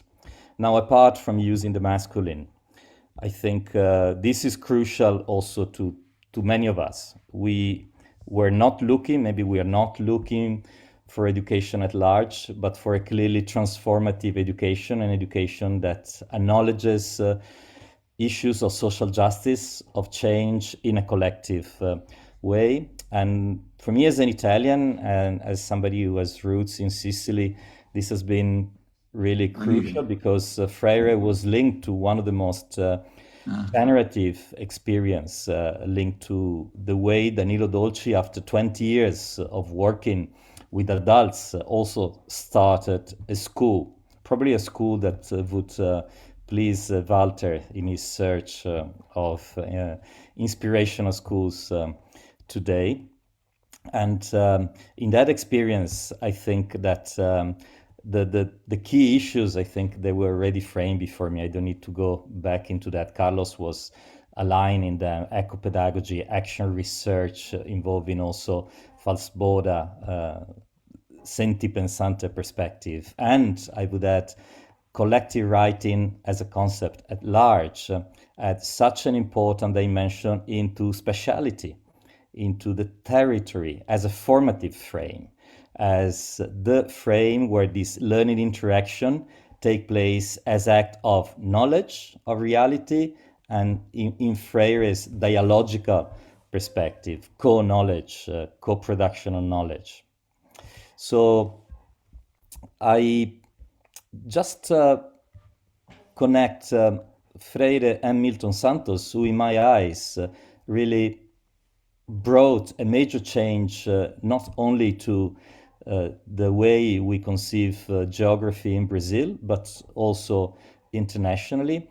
And not surprisingly, there are a number of issues that you could draw and that should have brought the two of them together. They didn't as people, as let's say activists, but they were surely as scholars. They were both born in the northeast of Brazil, and they both trained themselves academically in law. And this issue of justice, I think, is crucial to both their scholarly work. They both were exiled since 1964 after weeks in prison. Santos actually longer than Freire, with then their crucial key seminal books coming out sometimes later than they were written in Brazil in the late 70s. And even if Pedagogia do Oprimido, Pedagogy of the Oppressed came out in 74 in Brazil, you know how difficult it is to get a book in Brazil today, let alone in the 70s. So we're really talking about books that began to be processed culturally in the late 70s, and both had a major role in São Paulo in the 80s especially, and stayed there the latter part of their life. And what I think is remarkable is a parallel we could draw in between the new geography advocated by Milton Santos and the popular, the political education that Freire, and not only Freire, of course, generated in Brazil and beyond. And here, I think there's two definitions of the type of geography that Santos advocates: geography as territory and society, and also as a philosophy of techniques. And I think here it comes very close to the idea of praxis advocated by Freire. So this brings us to go beyond what has been contested and then became mainstream in Europe, the idea of space as produced, that Henri Lefebvre, somebody also very involved with rhythms and how to change the rhythms, but especially of the urban scenario. Santos goes beyond and deeper into this. Probably he stopped the time for a while and got into an idea that was unfortunately not recognized back then, but it's common sense in pedagogy today. The cultural historical production of the uses of territory is in fact the core of the geographical observation, and we could say of the pedagogical work, the very daily educational work. So something that is visible to the naked eye, and we know how much this visual dimension was very important in the literacy work of Paulo Freire and those who adapted it to different areas. So in this sense, eco-pedagogy that would later be framed and formulated by Freire and by Freirean traditions should see speciality, in the words of Santos, as the geographized social relations, the moment of incidence of a society on a given spatial arrangement.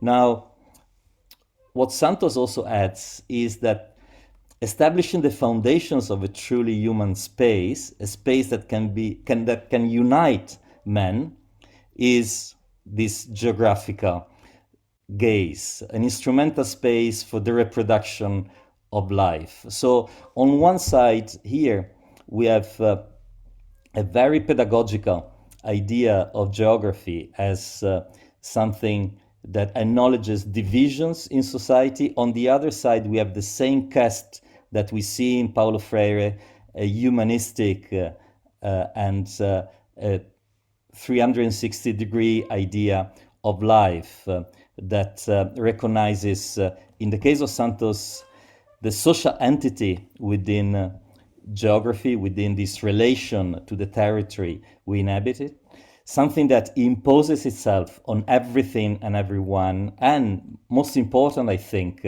in bringing the two together, the use of the territory as an historical choice. And I think in this, the use of the territory as an historical choice, we see one of the deep meaning of the cultural circle. So I think crucial to both scholars, I would say at this point, is the colonial speciality that is so characteristic of Brazil. And for those who are familiar with Brazil, here we have an image of the Casa Grande and Senzala, the house of those who are exploiting people and territory, and the shacks of the slaves in this case, and how much this colonial approach, a colonial approach that in those years was also questioned by black feminism in Brazil, and it's only resurfacing in later years, but that would be sort of the same but also a different story that would deserve appropriate time. But here, what is crucial, I think, in what Scliar suggests about this colonial speciality is something that brings actually Santos and Freire together when he focuses on the illusion of recognizing difference of the other, and doing so in sort of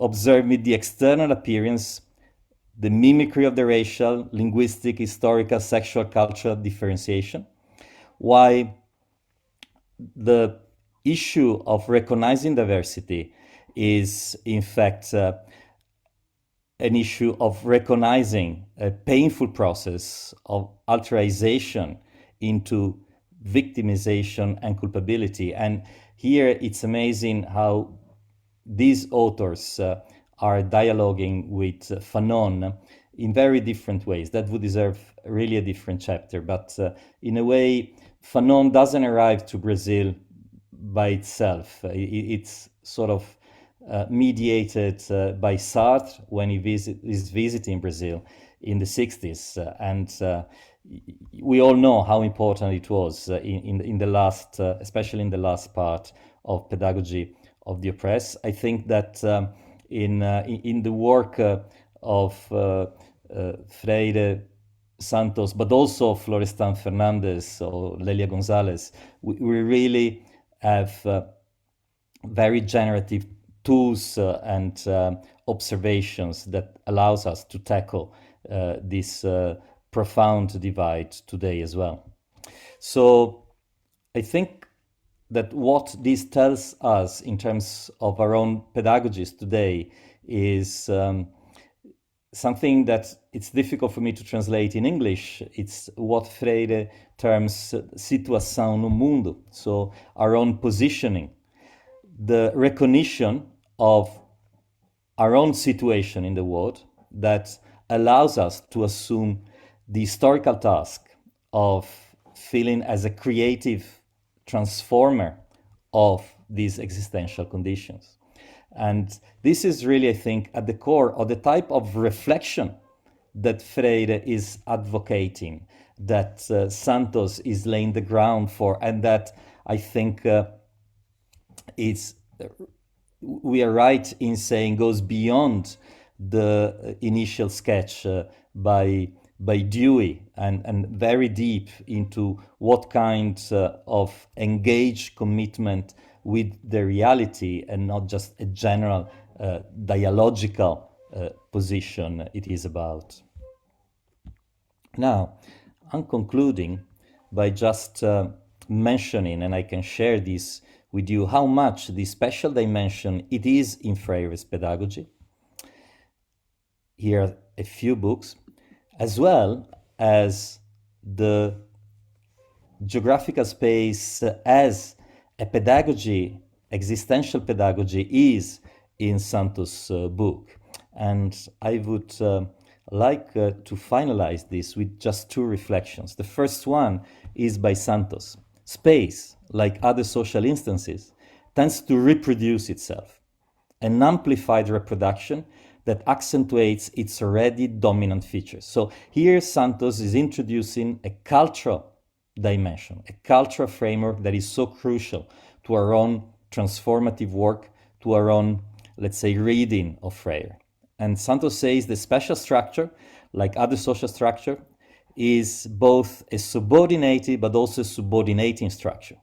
Like other instances, space, although subject to the law of totality, possesses a certain autonomy. And I think this allows us to read Freire's eco-pedagogy in a very generative way. Today, the reference to Marielle Franco here and to the importance of her work, not just for the whole of Rio de Janeiro, being based in the Maré, in one of the community, then is able to assume sort of universal, sort of transversality, the one I think our friend Carme Borg was advocating a minute ago. And I would like to link this cultural dimension, this cultural capacity, with something that Arjun Appadurai mentioned and stress in a work that deals with these spatial divisions, the capacity to aspire. Capacity to aspire as a sort of meta capacity, rich and powerful in those who are more privileged in society, and in a way, a cultural dimension that along and sometimes beyond the material conditions allows those who are more privileged to have sort of a better horizon concerning, comparing with those who should in fact have a greater social mobility. I don't think that Appadurai's analysis applies in a mechanicistic way from Mumbai to other places, but I think there, especially when we read from this Milton Santos perspective, he has a major focus for those who are into transformative learning and education. And this, I think, and here I close, is in many pages of Freire. I just pick one when he sort of rewrites the pedagogy of the oppressed through the pedagogy of hope. He narrates then something that happened to him in the late 50s while he was working at SESI in Recife. And he says, when giving a lecture with the intention of bringing the family and the school closer together, in an attempt to improve the relationship between parents and children, he was quoting Piaget to argue about the need for love, for a dialogic relation between those involved in the education of children. So Freire relates that a man aged about 40 years asked for the floor and gave him perhaps the clearest, most forceful lesson of his life. And he asked Freire, Dr. Paulo, do you know where we live? Have you ever been to one of our homes? Have you ever been to the home of one of us? So this man began to describe the precarious geography, these are the very Freire's words, of their houses, the scarcity of rooms, the tiny limits of the spaces in which the bodies elbow each other. He spoke of the lack of resources for the most basic needs. He spoke of the weariness of the body, of the impossibility of dreams of a better tomorrow, the impossibility of dreams of a better tomorrow, of the prohibition imposed on them to be happy. And I'm so glad that I was just listening to the dreams that Walter shared with us in relation to this last sentence. Thank you very much.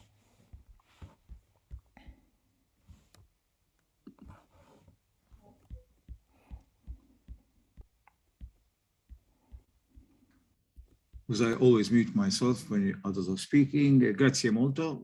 Alessio, thank you very much for your very vast expanse of a vision of Paulo Freire, and of course, a figure to think with, which is Milton, who is Milton Santos, and also all the other things that you mentioned, all the other references that you mentioned. This episode from Pedagogy of Hope is one which is now recurring over and over again. And it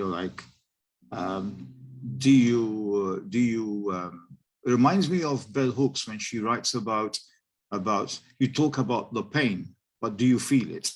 In a way. It reminds me of the problem, the tragedy that Engels wrote about, because he was also a victim of it himself. He was Friedrich Engels, that people are employing members of an impoverished working class, but never passing through on their way to the countryside, maybe the Lake District, passing through the dwelling places of those working in the mills, sort of to know the reality and be with rather than for people. And that's a very important preposition used by Paulo Freire, being with rather than for. Not just Paulo Freire, Gabriela Mistral, many others as well. One of the things I would insist is that, of course, Freire is one of the greatest figures in I would say, in not just in education, but beyond that. And I'm not the first one to say this, and I'm not saying anything new here, but he would be the first to admit that there are others in the field. And what is great is that we've heard from the speakers today, Alessio being the last one in this first session, other people who we've got to look at their ideas together. And maybe the idea of comparative work between figures who are compatible, are, I would say, in affinity with, not absurdly so different, that's one of its merits. That's one of its merits. Paulo Freire would say he's not the first one to say this. He said he was not the first one to say education is not neutral. Education cannot be neutral. I mean, just go back. If I just came back from England, and I'm not just mentioning England as if it's some standard bearer, but it had the first industrial working class. If you look at the plebs league before Freire, education is or against. A worker is either exploited or not. So, this idea of education not being neutral, as Paulo Freire himself would be the first to admit, is something which is not to be attributed solely to Freire. That would be absurd. However, it's the way he goes about it and how he connects any pedagogical, and by pedagogy doesn't mean teaching only in the schools. I mean, any kind of communication, as Carlos said, in a broader sense, connects with the issue of speaking with, as opposed to speaking speaking of in a very dominative way. Anyway, this is the first session. Now the floor is open to the screen is open to everybody. Feel free to come in, and let's give others a chance. So try and be as succinct as possible so that many people will have a chance. Then we'll have a coffee break, maybe, and then we'll do the second session. Meanwhile, new faces come in, familiar faces from other parts of the world. From Scotland, you've promised us with your project from Paris, originally from Israel, actually, from Malta, from Ireland, yeah, and from Pennsylvania, and from Italy. Okay. From Serbia. My screen, there are others, huh? But these are the ones I have on my screen right now. Okay, first intervention. Yeah. Who would like to make a statement? Annuncio, denuncio, whatever you like. Seize the moment. We're in Kairos now. Kairos time. It's an opportunity. Yeah, Asoke. Asoke from Kolkata. You are unmuted. You are unmuted. You need, yeah, Asoke. Is it okay? Yeah. Yeah. In fact, I have just comment on what Carlos was telling about the 3 meta sort of contributions of Paulo Freire. And I would just reflect on one, that is communication. I think that Paulo Freire, from the point of view of, development communication, Paulo Freire is the first person who had totally changed the whole perspective of development communication.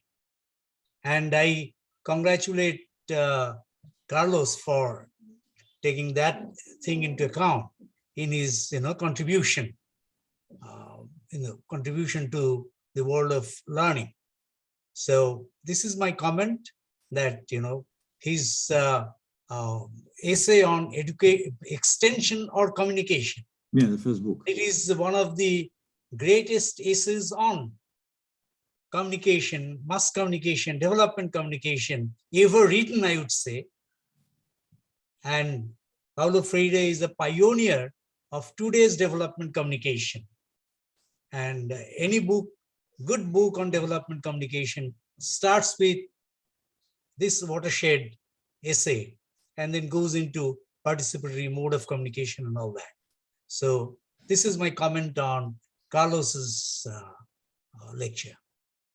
Okay.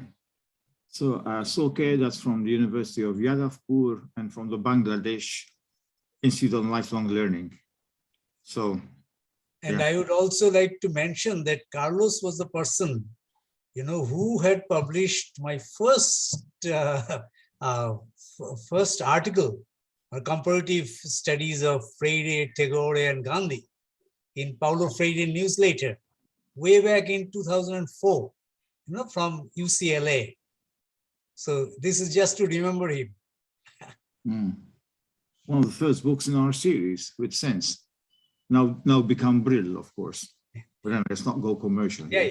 So, yeah. of course. Yeah. Anybody else?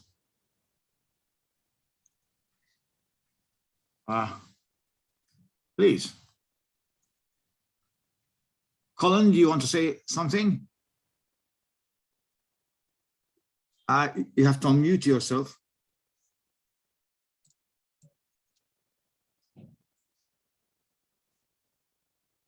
Yeah, the wonders of technology. No, I am okay. You're okay? Yeah. Is that your answer? Okay. Okay.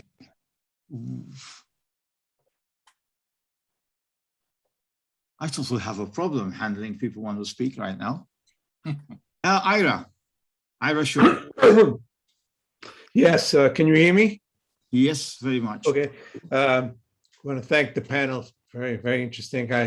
I just wanted to briefly mention that the focus, Lecio's focus on space, spatial discourses is extremely important.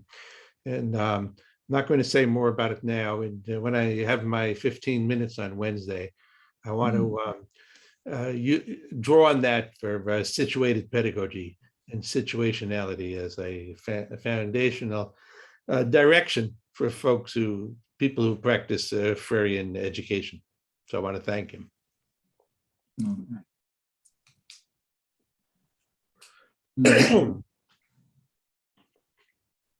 The screen is all open. The mic is open, I suppose.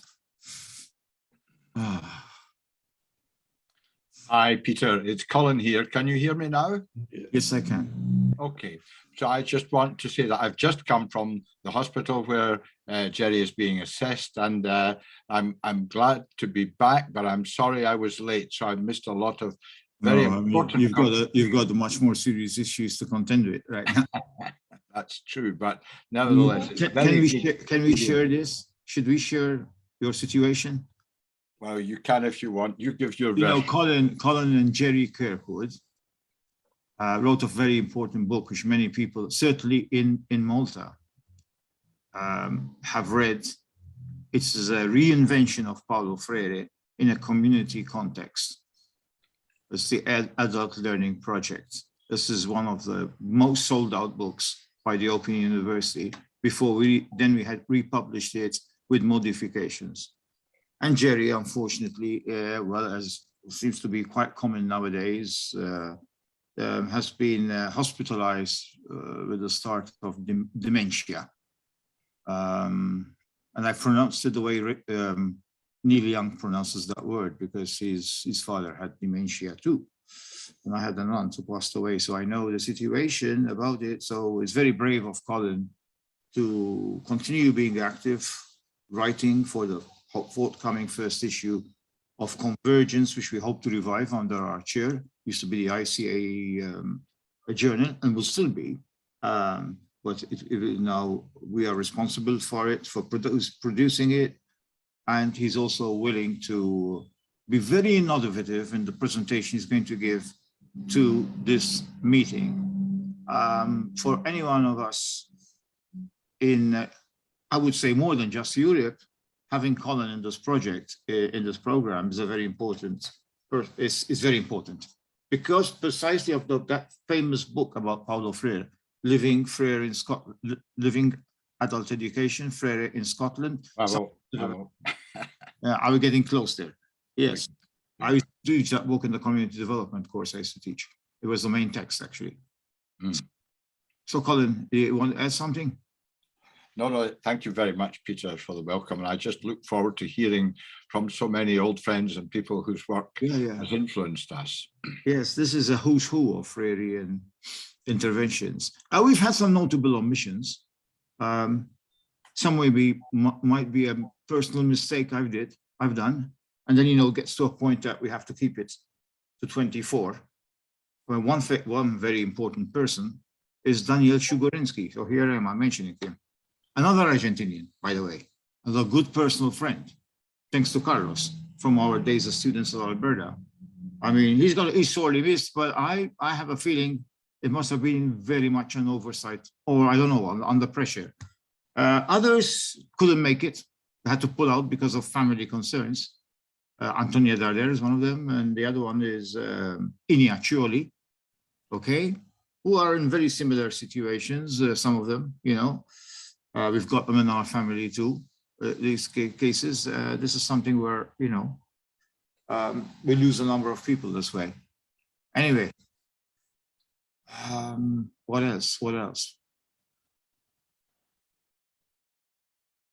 Actually, I would say, personally, I'm very embarrassed with Shugorinsky, honestly. And I take the blame for that. Yes. Yes, somebody's calling me. Muharrem. Yes. Muharrem is waiting. Okay. Yes. Yeah. Thank you, my advisor. Thanks for your presentations. They were great. I want to ask a question to everyone. My question is about the relationships between postmodernism and Paulo Freire. Freire mentions about postmodernism in his books, such as Pedagogy of Hope and Teachers as Cultural Workers. Freire mentions postmodernism positively. Why? What could be reasons for these situations? Yeah. Who are you asking? I wonder. Who are you posing the question at? To whom are you posing the question? Is there in particular? Alicia. Alicia. Yes. Alicia Cabezudo. Cabezudo. Yes, yes. Or Alicia Suryan. Yeah, can you repeat the question, please? Because I have very bad sound. I am in a public place. Ah, Yeah, okay. I repeat. Write the question.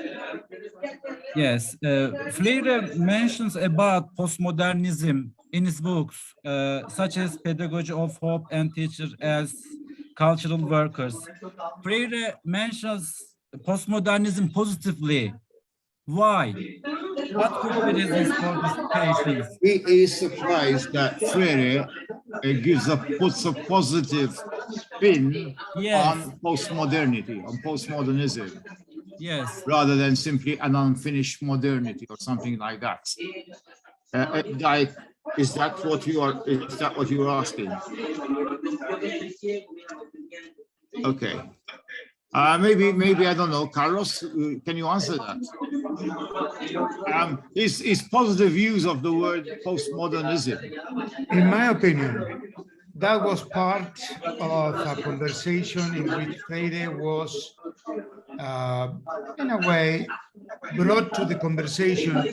I'm not so sure Freire ever analyzed postmodernism. Just a minute. There is some interruption here. Yeah. Well, So can others unmute, please, while somebody else is everybody should speaking? mute the thing. Yeah. Yeah. I don't think Freire was really aware of what postmodernism was. He was, the handlers, because like any celebrity, he had handlers that bring him here and there. The handlers in that particular conversation brought him to this idea of postmodernism. I agree. In part because Freire was very interested in issues of the body, which is one of the elements of postmodernism. In part because Freire, as I said, was starting this tradition of multiculturalism, which was also part of conversation in postmodernism, but not because Freire himself was actually connected with that tradition at all. In fact, if you really look in the whole work, you will not find that many analyses of postmodernism whatsoever. Yeah, if I can build on Carlos, my suspicion, and this is just an impression we have, is that he was dragged into, and okay, not dragged into, when he went to the United States, a whole world of intellectual influence was opened up in addition to the authors of modernity that he had been citing. And you had those people in critical pedagogy, some of them are very good friends of mine, who were also flirting with postmodern thinking. You think of the book Henry Giroux had with Stanislaw Aronovitz, I think, on postmodernism. So all of a sudden, postmodernism started to feature in the Freirean lexicon. I became aware, I was reminded of it on the plane coming back from London yesterday, finishing reading Walter Cohen's book. And he has a quote towards the end. I think it was one of the criticisms of Freire or from something from Philosophy from Children, where he talks about the postmodern situation. Never says the word postmodern condition, but he uses that word. But of course, I see his work being very much instilled within what you may call an unfinished project of modernity, because the issues he was dealing with could also, by certain postmodernists, let's not put everybody in the same area, there are big differences like in everything. They could be denounced as being, they provide a counter paralyzing, I call it, discourse, which certainly is not Freire's discourse. So yes, I think some of the North American influence on Freire, friends of Freire, and he's being dragged into the critical pedagogy literature, where even his books has been translated problematically to fit a particular, the politics of this, the politics of that, cultural this, cultural that, from under the shade of the mango tree, it becomes pedagogy of the heart, things like that. Okay, I think he was also, as you said, he's being, I hate to use the word manipulated, but he was being dragged into the discourse which was prevalent at the time. And if I can say something which is not nice, but let's be open. If this is going to be a frank discussion, this should be said. I personally, when I quote Freire, I look at his books. I look at the papers I know he wrote. And I avoid those papers, which I strongly suspect he did not write, but signed under his name as introduction to books. Now, this will not ingratiate me with some of my friends. But I know for a fact that, for example, I once read an introduction to a particular book edited by two people very much involved in critical pedagogy. And I was having a beer at the time I used to drink beer inside a place. And I said, did Paulo Freire write this? He said, no, we did. We couldn't wait any longer. So, there is this thing about Freire where some other people wrote the introduction to them. And of course, they do drag him into their, the major concerns at the time. And I suppose if he saw they were harmless in terms of oppressing others, he had no qualms with that. But I'm letting this go. And I know this is something that will not ingratiate me with a lot of people by saying this, but this is the truth I met. This is what I faced in my own life. So I learned to take some of the introductions said to have been written by Paulo with a grain of salt. Which happens to many people, this thing, not just Paulo Freire, of course. But if we're going to be honest, you can separate the wheat from the chaff. You can separate easily Paulo. If you know Paulo Freire's writings, you can say this is not Paulo. Come on. And a lot of postmodern stuff came in through that, I think. But anyway, that's not a nice note. It's a discordant note. But anyway, I felt completely. I think, Peter, I think that the point about Paulo Freire is how open he was throughout time, throughout the ages, and yet he has his own consistent point of view. So he can open to anything, and yet he won't too open eclectic. to everything. Yeah, too eclectic. Well, I don't mind him being open to everything. I think it's wonderful. But eclecticism can be dangerous. Too eclectic. What's his name? The guy who wrote about socialist pedagogy. Frank Youngman once criticized it. Now, I disagree with Frank Youngman. Setting up an abstract criteria, set of criteria, abstract, the violence of abstraction about a Marxist approach to education, and try to test Freire according to this. But he does make the point about the excessive eclecticism of Paulo Freire. So, while I disagree with the what's the word? There's a word for it. With the templates that he created, because these are abstractions, all right? On the other hand, I think he was right on that point, but that can happen to many writers. So we have to be very careful. We have to sift through what Freire, but it's very easy once you get to know Freire's work to know the real stuff from the more, I don't know, I don't know what to call it, the rest. Yeah. I don't know, do you agree with this or not? Am I the other one who feels about this? I don't know, being a bit tongue-in-cheek here, but. There is a difference between openness and fashion. And human beings are praised to fashion. And when they follow fashion, rather than the core principles that Paulo Freire embodies more than anyone else, then they're in danger. Yeah. Well, I mean, I would certainly see Paulo Freire as having no problems, and not no problems, affirming himself as a Christian, and I have something to say about that too, and about being a socialist. I don't think there's any doubt about that. Okay, so that is Freire for you. And he's also a personalist. That's the other important thing. Or a radical humanist. But here we are going into pigeonholes. Christianity is another thing. I mentioned this in a week ago. People play down his Catholicism, and that's very unfair. And I find that I find it intellectually dishonest. I mean, I spoke to Paulo Freire's daughters about this, particularly Maria Cristina, who lives in Geneva. Before COVID started, we were together in Paris with Antonia Darder. I spoke to people, the priest who actually knew them very well, happens to be Maltese, but he lived in Sao Paulo.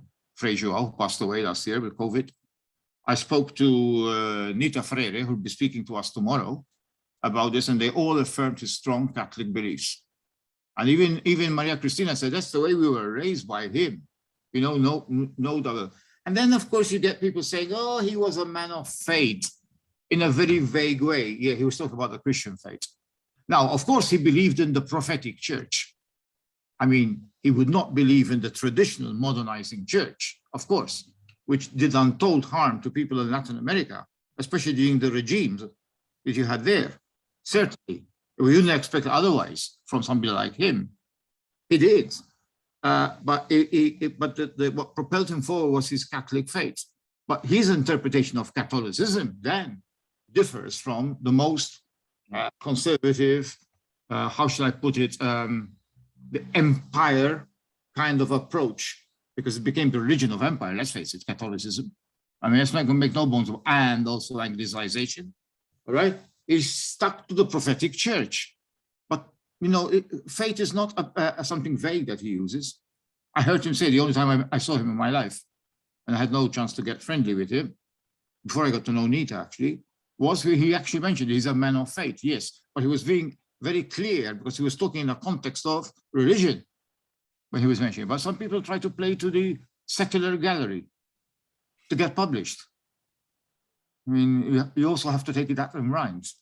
I mean, Alessio and I, we played down a photo of Don Milani because he was wearing the cassock. So we went for a landscape where he's far away. We tend to do that because of the American market, probably. But yeah, I mean, they try to play that down. Yes, unfortunately, in certain places, secularism is the thing. I'll see whether Don Milani gets a good reception because of this. And the worst thing is going to happen to Don Milani is if the Pope, Bergoglio, is going to sanctify him, make him a saint. That's the worst thing that can happen to him as a critical pedagogue, because he becomes sanitized. But anyway, I'll rest my case. I'll stop there. Bravo. Yeah, that's a dimension we obscure, we overlook in Freire at our peril. And that's his impact on liberation theology, both ways. He was influenced by and influenced it. Yeah. Peter, we are running. Hi. Yes, we are running out of time. Yes, this was a discussion. Hello, Ali, I can see Ali Abdi. Yes, thank you. I was just listening really attentively, and everything's everybody's presentation is excellent work. And thank you for bringing us together. I think it's a very opportune time to hear these real excellent perspectives. What I would say is that, first of all, I really like maybe the idea of hermeneutic of suspicion from Carlos, and hopefully, Carlos, maybe a book or article or something specific that we could read will be great, or maybe if you direct us to somewhere. I also was really fascinated by the work of Milton Santos, who I haven't heard about, which is just when I checked his works, I was very amazed at that. What I would say, just very quickly, is that while Freire, as was pointed out, is the most cited educational philosopher in the past little while, and his ideas have been impactful, minimally at the cognitive level. Yeah, we interact critically from our brain, responses to what he says, the way he talks, the way he constructs, concepts. So I think one of the biggest impacts was he had a linguistic constructive impact, I think, on all of us. And that's one of the reasons I think that he's so popular as we speak today and for many, many years. But there's also, of course, the danger. What I have seen is, which is what you were just talking about, Peter, that's why actually I decided to say something, is the critical uses of Paulo Freire work is there. But also there is the abuses, I think, of Paulo Freire's work, where almost everybody in education seems to have become an expert, more or less, quasi-expert on Freire, without necessarily understanding deeply the work of Freire. So there is danger. And therefore, I think this symposium, this meeting, I believe pushes forward some important debates and criticisms. And I think we have to be careful, therefore, that it is important to, even when you said Catholicism, what was his Catholicism, for example? Oh yeah. My opinion, it was liberation Theology, yes, of course. Yeah, it wasn't just a belief system in the No, it was, yeah. Definitely. So I think that those we have to be careful and realize. For example, in the universities where I taught, one and Carlos knows, University of Alberta, and here where I am now at UBC, it seems that every class, especially at the graduate level, there is Freire. And to what extent, when we discussed this, he's understood is really problematic. So the critical responses here that I am seeing, I think should be appreciated and should be welcome. Yeah. Actually, one person to say this who really showed the true spirit of liberation theology in Paulo Freire was Henry Giroux. In that famous introduction, I think it's one of the best introductions I've read to pedagogy, politics of education. Of course, I have problems with the language of critique and language of possibility, because I take the German notion of critique, which includes possibility in it. It's not just criticism, but if I understand the German thing correctly, but I thought that was a brilliant essay. And he makes no bones about liberation theology in Paulo Freire, because it also has the chapter, that book, of the different types of churches, the way Freire saw them, the traditional modernizing and prophetic church. Now, he's a prophetic Christian, and it could be Anglican, could be a la Cornel West. Cornel West would be another example of that. Prophetic Christian, not a Christian of empire, which unfortunately is what Western Catholicism has been. And I'm coming from a country which has a lot of this in our background itself. As regards expertise, well, who are we to judge who is an expert and who isn't? I deliberately avoid the word keynote speaker in this program, because everybody could be a keynote speaker, But there are people, yes, who treat Freire superficially and didn't expect to jump on the bandwagon. I've had problems even locally in Malta about this. We could have done this together. Okay. Kept silence. Silence is golden in these things. It speaks volumes. I suppose better than saying, ranting or whatever. Anyway, let's move into the second session now. Now we had a predominance of men in the first one. Now here we have a predominance of women. No worries, no worry. Old friends of mine. I've seen some really faces I haven't seen for a long time. I can see Margaret. How are you, Margaret? Let's keep this convivial kind of approach. We're all friends. Most of us are friends here. And Caldor, interesting. Are you still in Paris, Tal? Oui? She speaks perfectly. Yes. You're originally from which place in Israel? Or Palestine, whatever? I'm from Haifa. From Haifa. And you know about me from my paper. Yeah, I know, you can see it. Yes, I just read it. And Maria Teresa, dove sei? I've seen you. I'm here. Calabrese. Yes, you are proud, right, to be Calabrian. Maria Teresa Muraca, who is half Brazilian. She's been in and out of Brazil, doing her thesis in Brazil, co-tutel, expert on expert. You don't like that word, I suppose, but yeah, she's very knowledgeable through empirical research, living with the mujeres camponesas in Santa Catarina, and they came to her defense. Alessio and I were there. They were part of the defense. We broke, or some people before me broke the traditional academic protocol. And Ines, I've seen Ines from Porto. Ines Porto.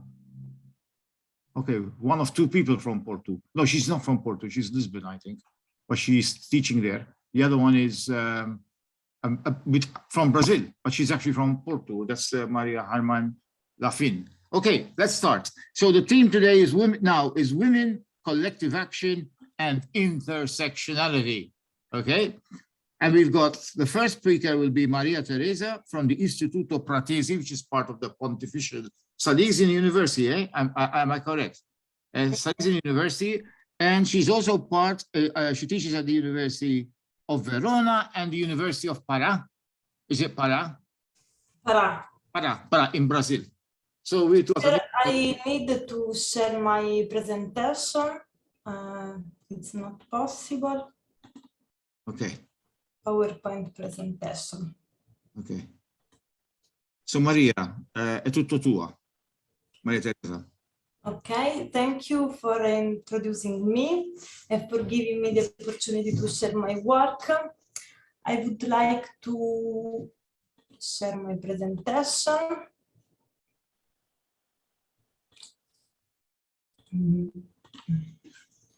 My presentation explores the centrality of social movements as the reinventors of Paulo Freire's pedagogy. In particular, it focuses on the Movimento de Mulheres Camponesas, the peasant women's movement in Brazil. The reflection arises from research carried out with the MMSC in the state of Santa Catarina in Brazil between 2011 and 2015. To begin with, it is useful to remember that Paulo Freire's pedagogy is a pedagogy of social movements because it originated in the practices of adult education movement. Moreover, Freire rethought, expanded, and radicalized his pedagogy throughout his life in dialogue with the movements and intellectuals organic to them. Freire never denied the importance of institutional politics, but he had a profound faith in grassroots political processes which bring together personal aspirations and collective utopias. Even today, Freire is still a fundamental reference point for many movements which in every corner of the world continue to elaborate his approach in the light of current challenges. The peasant women's movement is one of them. It began in the early 1980s under various designations in different regions of Brazil. In the state of Santa Catarina, the movement was founded in 1983 under the name of the Farming Women's Movement. The movement's initial commitment aimed at recognizing the identity of a female farmer. This meant fighting to obtain personal and professional documents and for defining social security rights such as maternity pay, a pension at 55 years of age, sickness or accident benefits, etc. The MMSC became a national movement in 2004 and is currently organized in 18 Brazilian states. Nowadays, its struggles focus on agroecology, intended as a popular and feminist agricultural and society project. My research with the movement was based on a collaborative and multi-sided ethnography, characterized on one hand by the participatory involvement of the subjects in all its phases, and on the other by several displacements aimed at connecting different places and phenomena. To be precise, during the most intensive phase of fieldwork from July 2011 to February 2012, I stayed in the homes of 23 of the movement's militants, moving from week to week into their homes and crossing 5 municipalities in the west of Santa Catarina. I've called this approach itinerant cohabitation. The research gave rise to a thesis available in Italian and Portuguese, and the book entitled Educazione e Movimenti Sociali, Education and Social Movements, which was published in Italy in 2019. Freirian legacy is evident in many aspects of the MMC. First and foremost in its genealogy. In fact, the MMC started up at a time of democratic transition in which many popular organizations sprang up in both the countryside and the city. One example is the Landless Rural Workers movement, which is undoubtedly Brazil's best-known movement. This ferment was the result of the capillary political articulation promoted during the harshest years of the military regime by the liberation theology, which, as Peter said, has adopted Freire as its main theoretical, operational, and political reference. This origin is still reflected today in the life of the movement, particularly in Mystique. What is Mystique? It is a dimension very difficult to explain, but which can be conceptualized as a profound sense of participation and belonging to the MMC, which is reaffirmed and celebrated in all the movement's activities. The importance of Freirian inspiration also emerges from the centrality of education in the movement's struggle since its foundation. In fact, one of the first needs it faced was to support women to complete their studies, which they had interrupted at an early age due to the organization of agricultural work within a patriarchal culture. In the years that followed, the commitment of the movement and other popular organizations also led to the establishment of their own schools and universities. One example is the Florestan Fernandez National School in São Paulo. The activation of degree courses, the stipulation of agreements with the Latin American universities, and even the formulation of a pedagogical approach that takes the name of peasant education, since its scholastic organization and political pedagogical principle are based on the social reality of people living in the rural context. The Freirian approach also operates in the political educational methodologies adopted by the movement.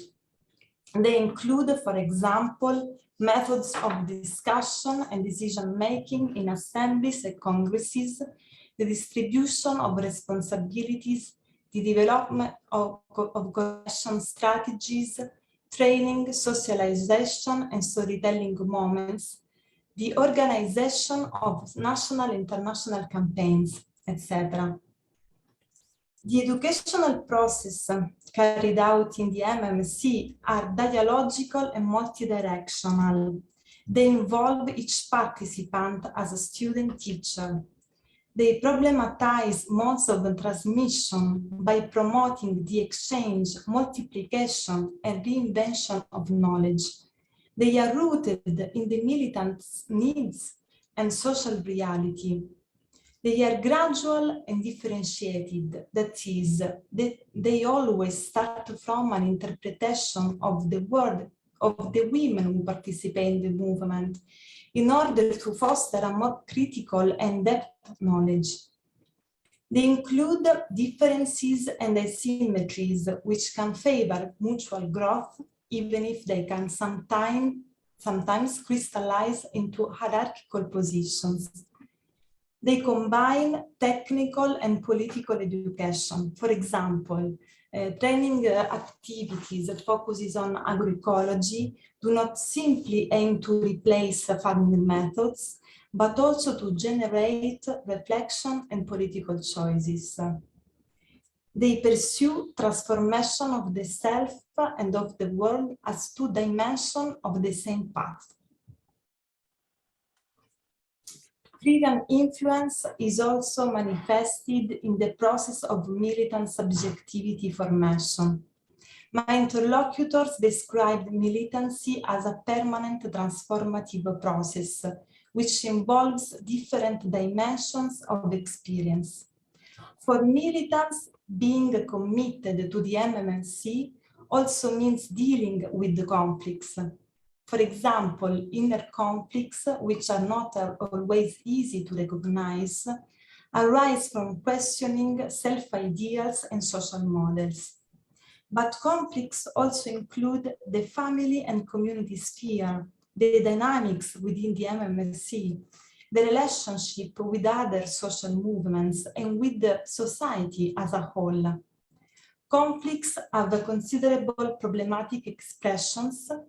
However, love for the world, which for the movement's militants is a fundamental motivation for political action, guides them to experience conflicts as a way of transforming social situations towards greater justice. Therefore, commitment to the movement has a profound effect on the lives of the militants, resulting in a constitutive belonging of subjectivity. In particular, it encourages a search for personal happiness that cannot be achieved without others. Consequently, interdependence becomes key to a person's existence in the world, albeit in a way in which problems and the risk of suffering are never excluded. Lastly, the freedom perspective shaped the very configuration of the research that I carried out with the movement and directed me towards a collaborative ethnography approach. The value of this approach lies in putting at the center what is usually left in the background, enhancing dialogue and recognizing the subject of the research as co-researchers. This is a distinctive feature of educational and scientific work that draws on popular pedagogy. The dialogical option is demanding. It guides research right from the initial choice of the object of study, which must be defined not only on the basis of the researcher's interests, but also by considering the needs of her interlocutors. This is why I have paid fundamental attention to the theme of agroecology and its relationship with the feminism, which are issues of great relevance for the MMC. In the perspective of a collaborative ethnography, restitution also takes on broader meanings. It is not limited to share the final text, but unfolds in many practices aimed at promoting the collective construction of knowledge. For example, focus on restitution motivated me to share in the daily work of 23 women farmers who hosted me in their homes during the intensive fieldwork phase, to contribute to the movement's cultural production activities with my specific skills, process the data collected in forms and languages that were interesting to my interlocutors, for example, by producing an ethnographic documentary, to encourage the movement's access to institutional and academic areas that are generally precluded, for example, by involving two of the movement's leaders in the examination board of my PhD thesis.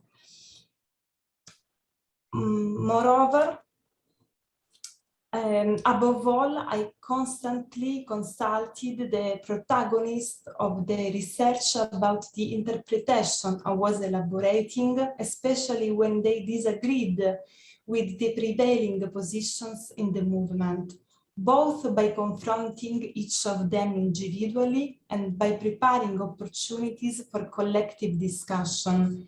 These moments allowed me to produce socially meaningful knowledge, for example, by promoting a common decolonial reflection on the ethnic and cultural inequalities within the movement and in the west of Santa Catarina.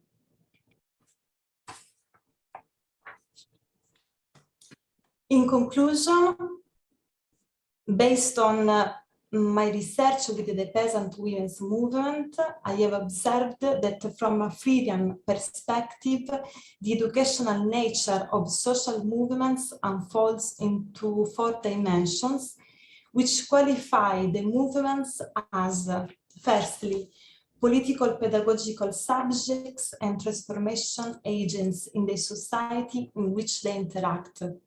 Secondly, complex and plural learning contexts of practical, symbolic, theoretical, ethical, technical, and cultural nature, which profoundly affect subjectivity formation. Thirdly, knowledge decolonization laboratories where forms of domination unquestioned and alternatives are created by historically excluded subjects and communities. And lastly, generative spaces for pedagogical theories where collective self-research and collaborative research can promote theorizing processes based on the need to understand and transform real situation. Thank you.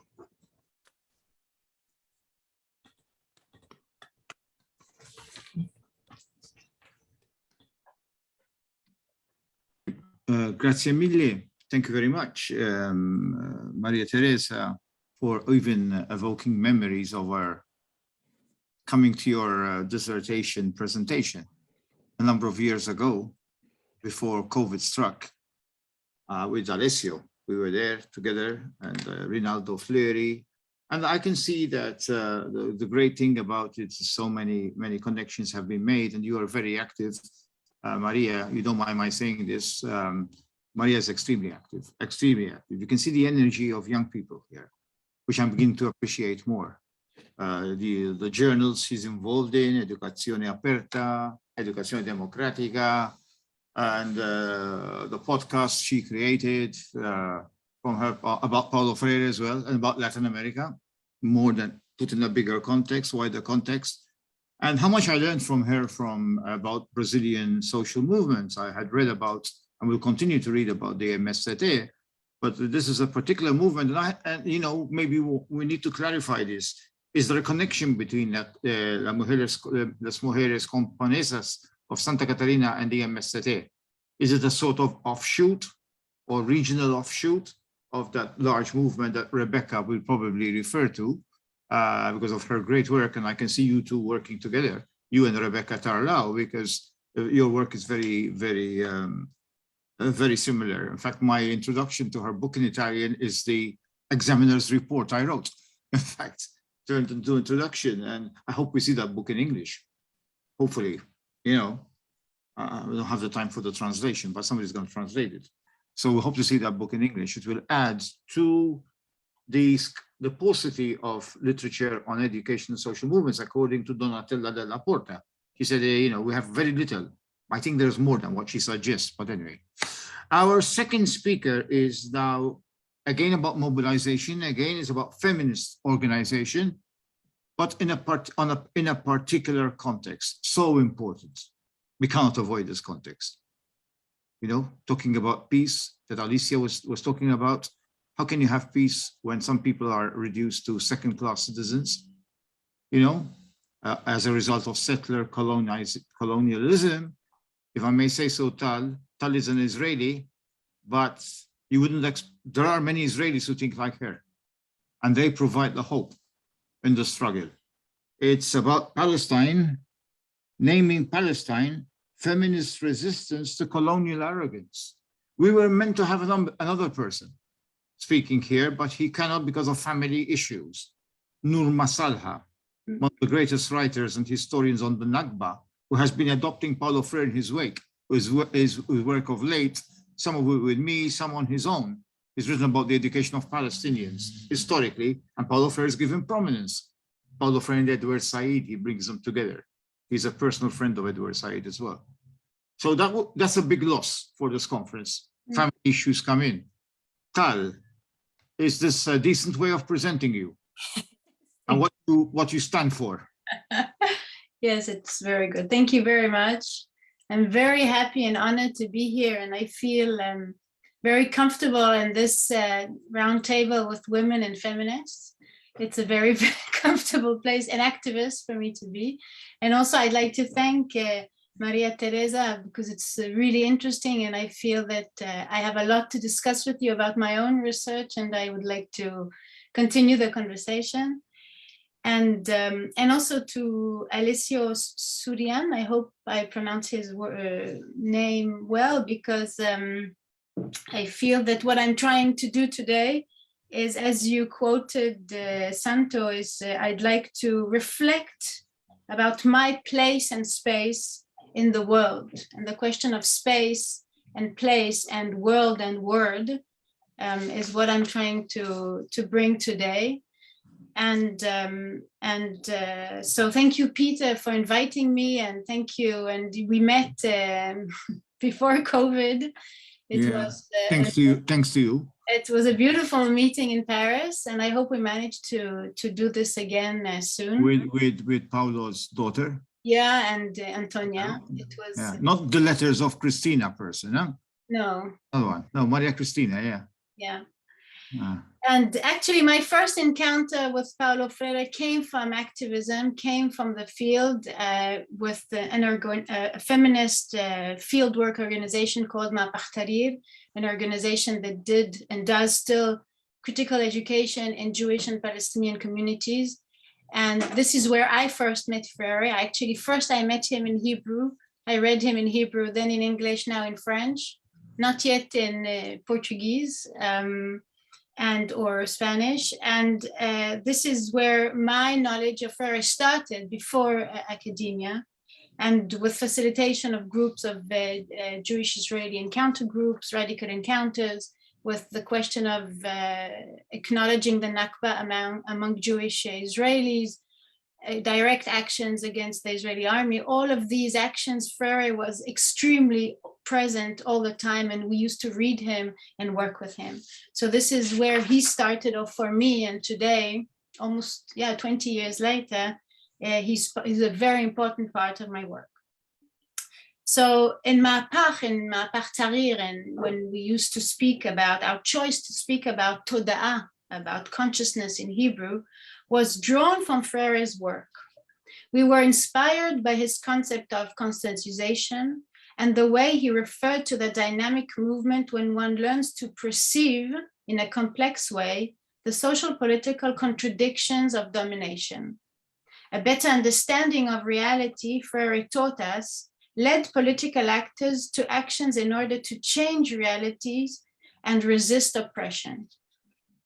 The language of consciousness transformation within context of domination, racism, and settler colonialism was constantly present within our speech and praxis in the field. It is not only at the heart of my intellectual development, but also at the heart of my own process of consciousness transformation and development of a counter-hegemonic awareness to political Zionism. My quest to better understand the way in which Jewish Israeli political actors liberate themselves from Zionist settler colonial thought is profoundly inspired by Paulo Freire and Bell Hooks's development of knowledge, and in particular, the necessity and urgency to engage in feminist praxis of decolonization with Palestinian partners. Both Freire and Hooks taught me that dialogue enables to critically gaze at the multiple authoritarian power dynamics of Israeli coloniality. Critical dialogue deconstructs hegemonic thought that looks down at knowledge that is considered low in the hegemonic pyramid. Accordingly, liberating ourselves as Jewish Israeli activists from what I now call colonial arrogance allows us to look at others and the world as equals and partners in the struggle, and in reconstruction of new and perhaps critical knowledge. Following Bell Hooks's work on feminist consciousness transformation and reflections on pedagogies of transgression, I'm just relating here to her trilogy about education, I would like to start by positioning myself and speak from a standpoint, bringing into perspective settler colonial present and presence in Palestine within a clear historical understanding that embraces the possibility to transform reality, as Freire would put it, I believe. Naming the world, according to Freire, is the basis of true and radical dialogue. It is the starting point of a conversation that can transform the world. Through the telling of my multiple colonial stories, as Sarah Ahmed says, we all have a story, right? I would like to speak about home, my home. I allow myself to speak about home rather than homeland from a standpoint of whiteness. In this sense, I'm not trying to recenter the conversation on whiteness or seeking to enter processes of settler appropriation, rather to take responsibility when engaging in concrete praxis of change towards profound decolonization of the place I call home. I've been living in France for the last 14 years. After, say, a single sentence in French, I'm constantly asked, Viens d'où? Where do you come from? From a Eurocentric perspective, and within French hexagonal in particular, being asked, where do you come from as a stranger, is, and I quote Anaïs Duang Padika, who wrote a really great text about thinking about Kanaki decolonially. When we are asked this question in France, she shows us that it's a way to assign people to imagined geographical places and cultural racialized communities. While my skin color does not reveal my strangeness to French hegemony, my accent does. But having two mother tongues, two languages that are part of my colonial trajectory, it is hard in French to detect my origine. And perhaps today in English, I have another colonial language that French adds to my accumulation. My white skin and queer accent destabilize the hegemonic order of French migration. The expectation to the question, where do you come from, is that I would have a simple answer that would just give a word, a name of a nation state, a country. According to Freire, within this encounter, people hegemonically seek the unauthentic word, one which is unable to transform reality. I would like to unsettle that which they already know of me when encountering the stranger, and I'm taking here from Sarah Ahmed. She would say to settle the colonial frames, to unsettle the colonial frames in which they seek to fit me. Rather than fulfilling the expectation of a simple answer, I would rather tell my multiple and intergenerational colonial stories. I was born in the beautiful city of Haifa, into a Jewish Anglo-Saxon South African family. I never lived in South Africa, but always wished I could be part of the life my grandparents had left behind. They always used to say that Haifa reminds them of Cape Town. I grew up to the heroic story of my grandfather answering the Zionist call in 1948 to engage in building a sovereign home for Jews, a kibbutz geluyot, the ingathering of the exiles. I know today that 1948 is a key date in the contemporary history of Palestinians in Palestine. And Elias Sambar, I'm quoting him, a historian, Elias Sambar, he says, that year, a country and its people disappeared from maps and dictionaries. The Palestinian people does not exist, said the new masters. Ironically, my grandparents had always portrayed the colonial Western life they had left in South Africa as superior to the Middle Eastern one we led within the Jewish state. Life there seemed better than life here referring to where I was born, not where I'm sitting at the moment. seemed better due to my internalization of colonial arrogance. This arrogance is drawn from Zionist Eurocentrism, as Ella Shochat puts it, and oppressive shaping force of culture and identity. Shochat has shown in her work the dynamics on inferiority and superiority complexes with regard to both East and West, particularly in her critical analysis of the Zionist concept of return to the motherland. She develops the double relation to the land due to the Zionist ambivalent relation to the East. At the age of 21, my grandparents took my cousin, who was more like a sister to me, and I to visit what they transmitted to us as our motherland, South Africa. It was our family colonial return. I felt passionately connected to that land.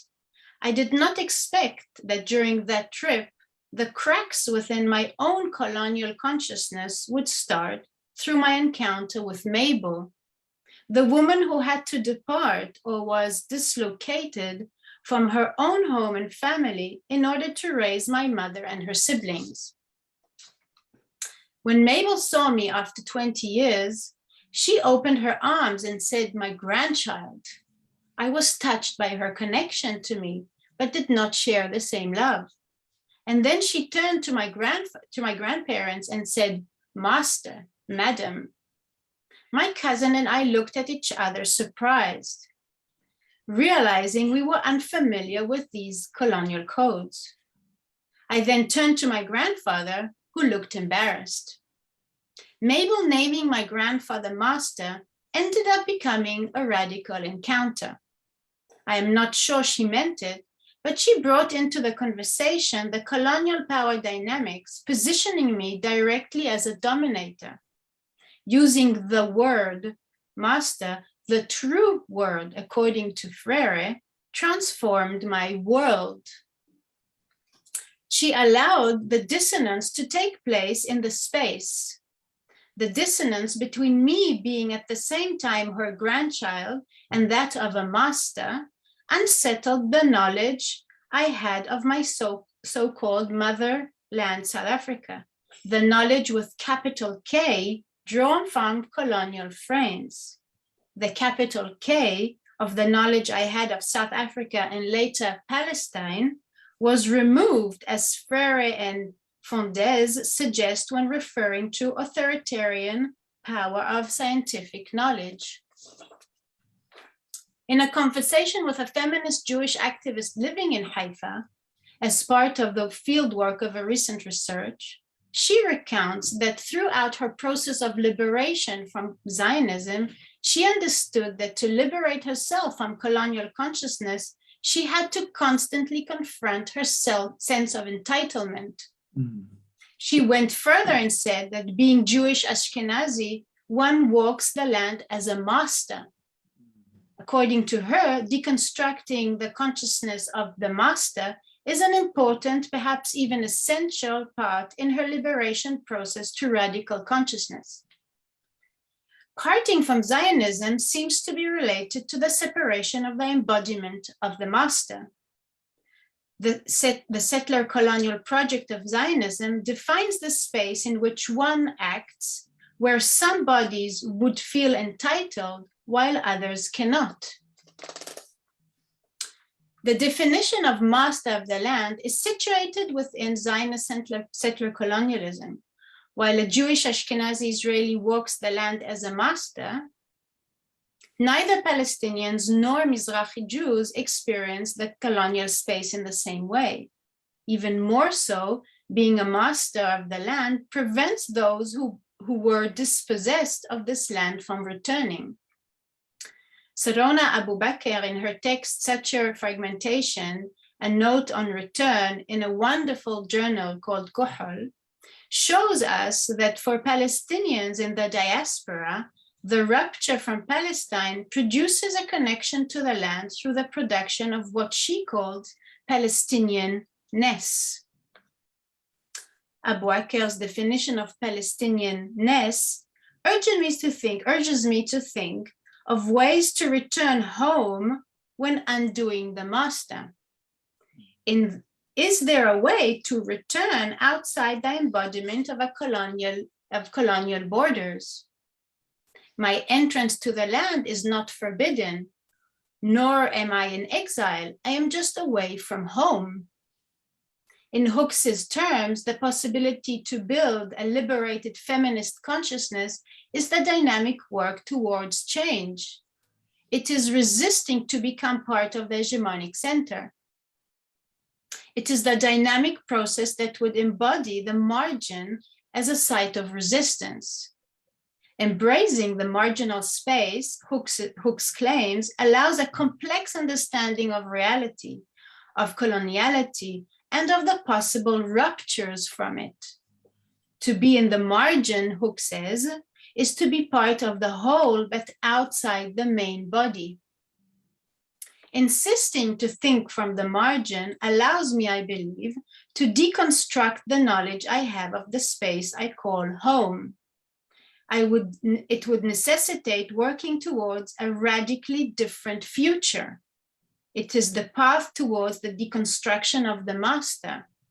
It is a form of political resistance that can transform our ways of looking and being in the world and creates the conditions to move against forces of dominations, quoting Hooks. Acting from the margin is thus a space from which one seeks creative and alternative actions, a space of radical openness, as Hooks says.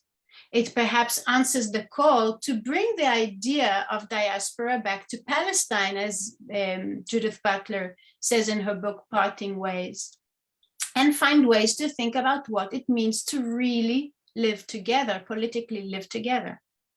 I think of home while embodying the margin, resisting colonial return, returning home from the margin and working towards dismantling the master's house without internalizing the tools.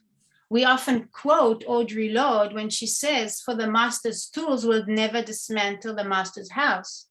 But we don't often read the continuation as she directly speaks of Freire, where she continues directly after the sentence and she says, as Paulo Freire shows so well in the pedagogy of the oppressed, the true focus of revolutionary change is never merely the oppressive situation wherein we seek to escape, but the peace of the oppressor which is planted deep within each of us and which knows only the oppressor's tactics, the oppressor's relationship. This is Audre Lorde.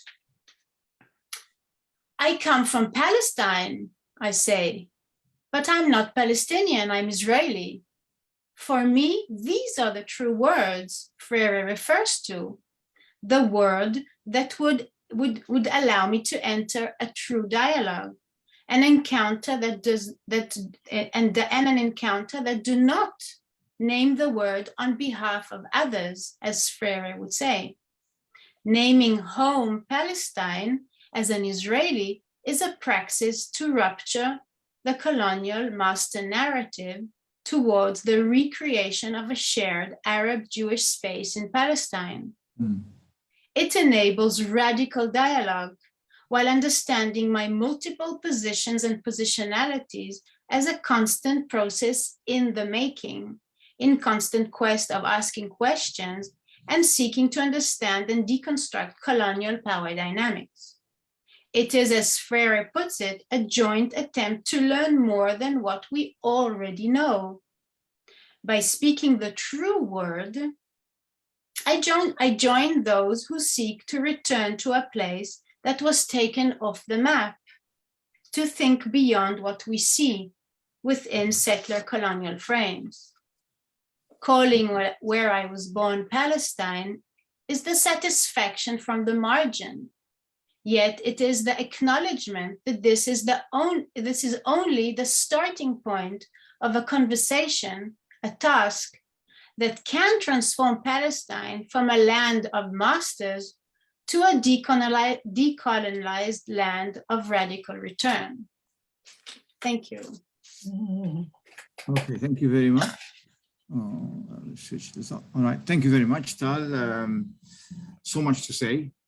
Hopefully, those who want to have to be able to read this, apart from hear it again, because it's being recorded, look at the next issue before Christmas of the Post-Colonial Directions in Education, which is a special Freire issue.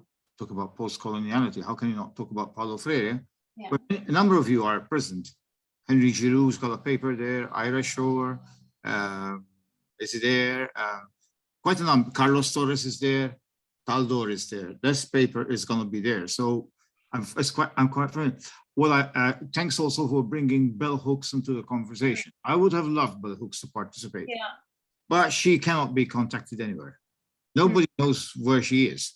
That includes yourself, Clara, and telling me this. And of course, Antonia Darder, who knows her personally, responding to emails. Well, at least she's been honored here by her presentation, her relevance also to the question of Palestine. So thanks, Tol, for this, And now we go, without further ado, to an old friend of mine who I haven't seen for years.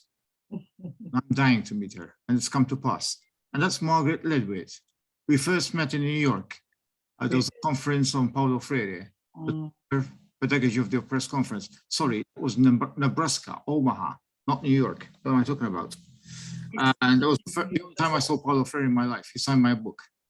So I put a few dollars on it. No, I would, let's not put monetary value on things.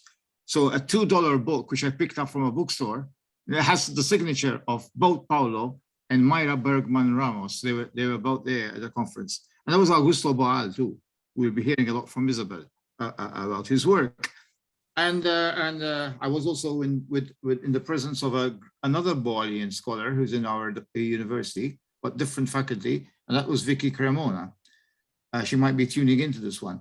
So Margaret writes a lot about community development. One of her books, or many books, is a bestseller. And we ran into different editions, I believe, community development, a critical analysis. And sure, she uses Paulo Freire a lot. Her previous work was also in conjunction with the late Paula Askill. That's where I met them first in North America. We had Margaret Ledwith over a number of years ago with Peter Jarvis, actually, I believe it was. Margaret, over to you in Cumbria. Are you still living there? I am still living here. I'd like this to be this kind of thing, you know, bring people together. You're still living in Cumbria. What would that be, Lancaster? I can barely hold my head up being English, Northern English. I claim to be Scottish more than English. And that's a combination of Brexit and Boris. Okay. And Scotland. So over to you. Your topic is, let me remind us, Paulo Freire and Black feminist intersectionality. Yes.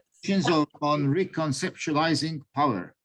Okay. Yes, thank you. I bring solidarity and love from Northwest England. It's a wonderful occasion, and thank you, Peter, for organising it.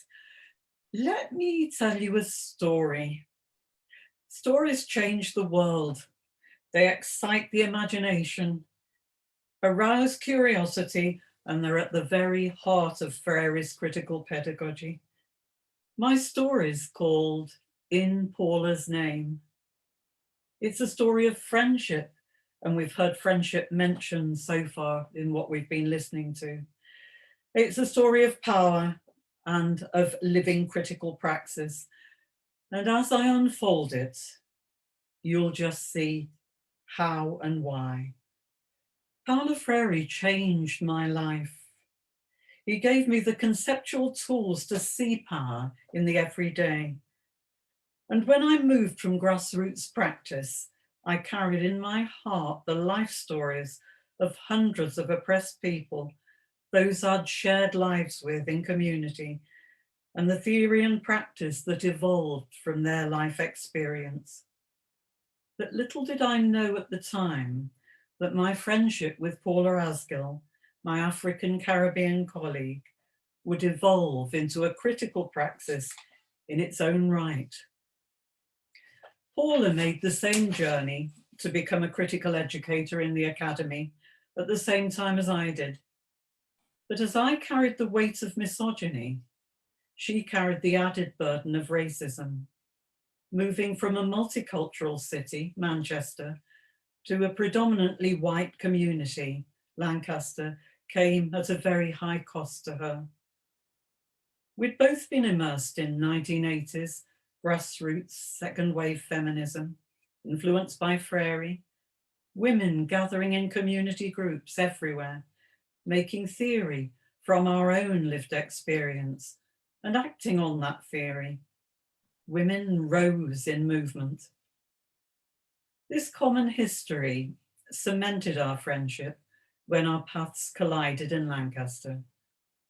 Visually, as Peter can bear testament, we were the epitome of the black and white of it.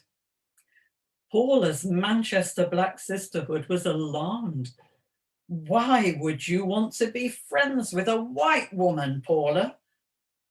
We didn't know at the time just how powerful this friendship would prove to be.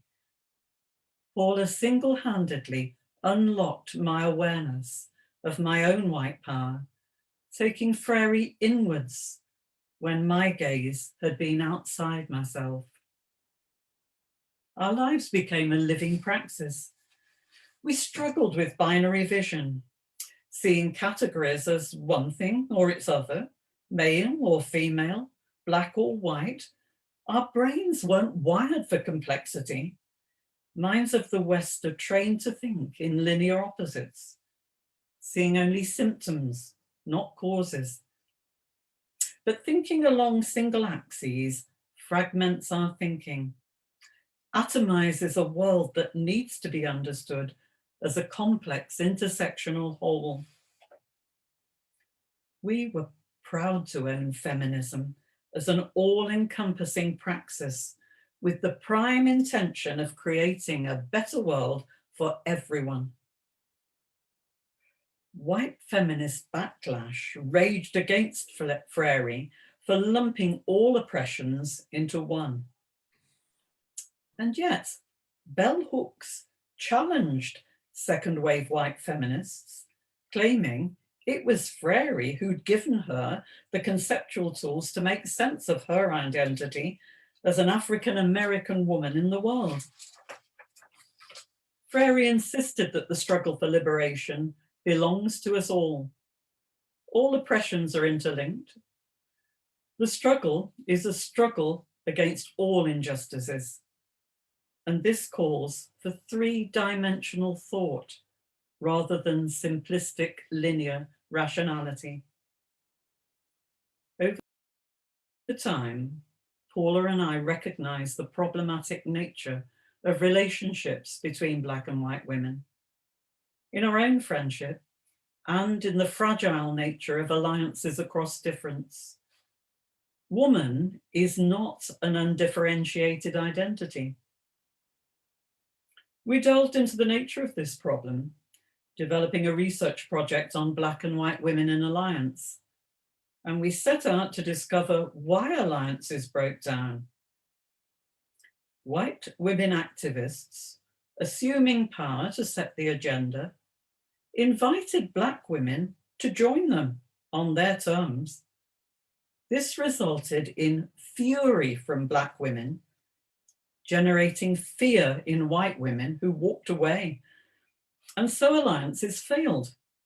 It was getting in the way of grassroots collective action for change, an essential component of critical praxis.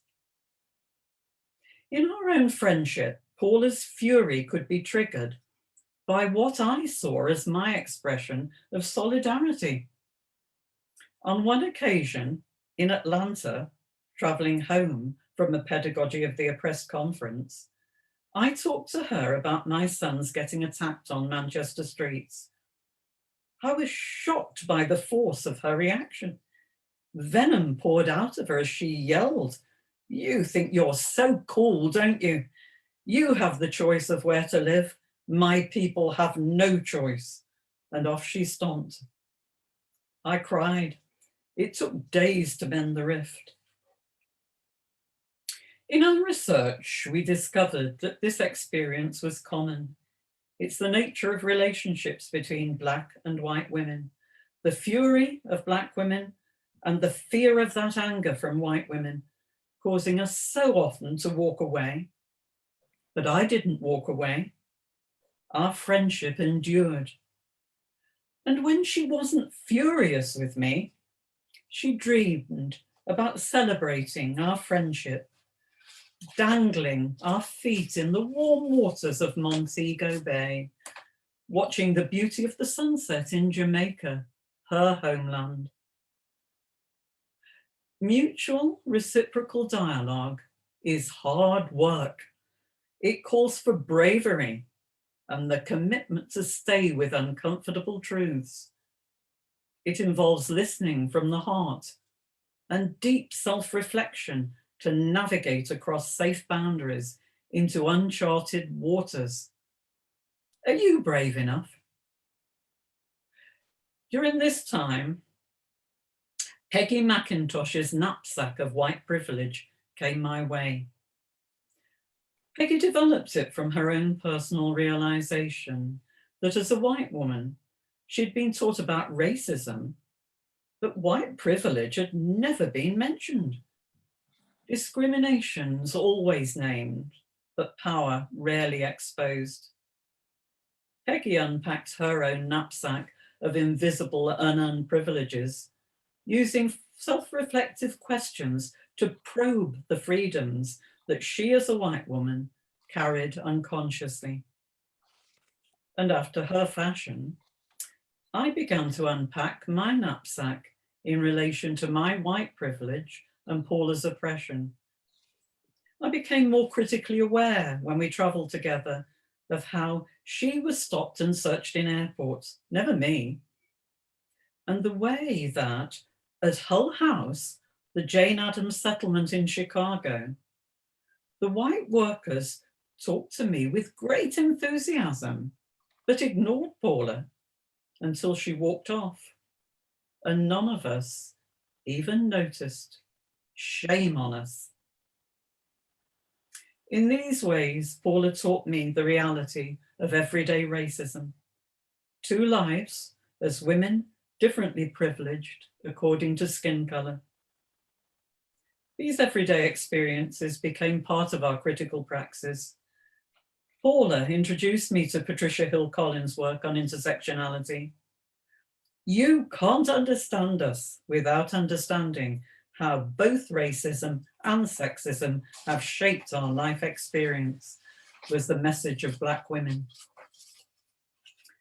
Hill Collins had a profound effect on our understanding of intersectionality, the way that single issue perspectives just can't be understood in isolation. They're interlinked with all oppressions, creating a cleverly woven web of subordination across the human and the more than human world. Imagine my excitement to discover the more recent collaboration of Patricia Hill Collins and Surma Bilge that came from chance meetings in South Africa and Switzerland, and that they too discovered as a Black woman and a white woman, that ideas can travel across the same differences that shaped my friendship with Paula. In dialogue, they too struggled to meet each other at intersectional junctures. These encounters in dialogue reach across difference, so they are likely to be the strongest ideas for intersectionality, which is why Hill Collins and Bilge refer to pedagogy of the oppressed as a core text for intersectionality, precisely because it rejects a class-only analysis of power relations and presents a unity in diversity. I propose intersectionality as a vital component of critical pedagogy, a framework which locates the complex intersections between power and subordination, taking social justice thinking to places that often remain invisible, places that we don't always notice. And in doing so, it reveals sites of resistance for collective action. This, for me, is the critical link between Freire's education for critical consciousness and feminist intersectionality. The neoliberal project is founded on values of greed, individualism, and exploitation. And this relies on disconnection, dismantling of a common good, fueled by a welfare scrounge and narrative. The result is dehumanization, destruction, and devastation. And now, here's the key. We urgently need to create a compelling counter-narrative, a story of interconnection to replace the existing story of disconnection. It fuels neo-fascism, slavery, xenophobia, misogyny, racism, environmental degradation. But meanwhile, while we're taking our time thinking about it all, power has reformed beyond the nation state to a super-rich oligarchy class circling the globe with impunity. And so, intersectionality, I believe, is the best tool we've got at our fingertips. It helps us to see critically the interconnections of race, class, gender, sexuality, age, ability, but in different contexts and on different levels. We need this in order to rise collectively in a broad-based movement for change, allies committed to a common agenda of social justice. Paula Askill, Black activist and critical educator, died suddenly in May 2005. Misogyny and racism killed her spirit. My ongoing work honors her immense contribution to Freirean anti-racist feminism. This talk is an invitation to seize intersectionality as a conceptual tool in the toolkit of Freirean pedagogy, with the collective aim of changing this love of power to the power of love. Thank you.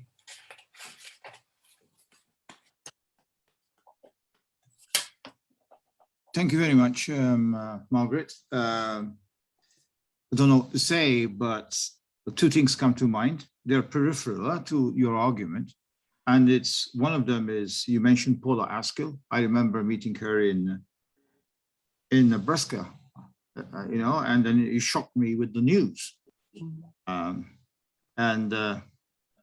You shocked, but you also realized what the system is doing to certain people. And then, of course, there's another Paula, which used to connect me and Margaret, and that's another great Freirean inspired and Marx inspired colleague of ours, good friend, and that's Paula Ullman, as she was in Britain, but she's an American from Chicago. So probably Ullman in Britain, Allman in the United States, like the Allman brothers. Well, Paula, as you know, you all know who Paula Ullman is. Good friend of ours, Margaret and myself. We met the last time, probably Margaret and I, in Nottingham, just a week before Paula passed away. And I was going there to see her from Nottingham. Yeah, I mean, she would certainly be one of the first people to invite in a conference like this. So that's one thing. The second thing is about the suffering that people suffer because of who they are and where they are. Often because of their ethnicity or race, etc. And it's interesting, you talk about intersectionality, where people who come to your mind would be Kimberly Crenshaw, mostly from a legal, social legalistic perspective, and of course, Patricia Hill Collins. May I just tell you this, I just came from an airport from Britain. And of course, you get the bell ringing when you know you're going through security, but of course, you've got nothing on you, you should do this. And I just joke and say, oh, I know, it's only, what's the word? This is, it's your number. It comes up, your random number, right? But the woman behind me, between my wife and I, between Josephine and myself, and Josephine was shocked, appalled by what she saw. I don't think it was a random number. I think it was deliberate. The woman is obviously from an Arab country, wearing the Muslim thing, etc. And my wife, my better half, thought immediately that she was being really humiliated. And this is part of the system. No, this is part of the system from which we earn our wages, do the job, etc., etc. Of course, and they're often working class people who do this job, you know, put on the front line. So anyway, I expected this kind of presentation from Margaret because I'm familiar with her work, but that's the last time we saw each other, just a week before Paula, and she gave me the bad news because somebody told her she saw the name of Paula Ullman or Alman in the newspaper, The Guardian, and she went to check. So I hope that this conference will create friendships amongst people, like-minded people, same-spirited people, etc., same-spirited.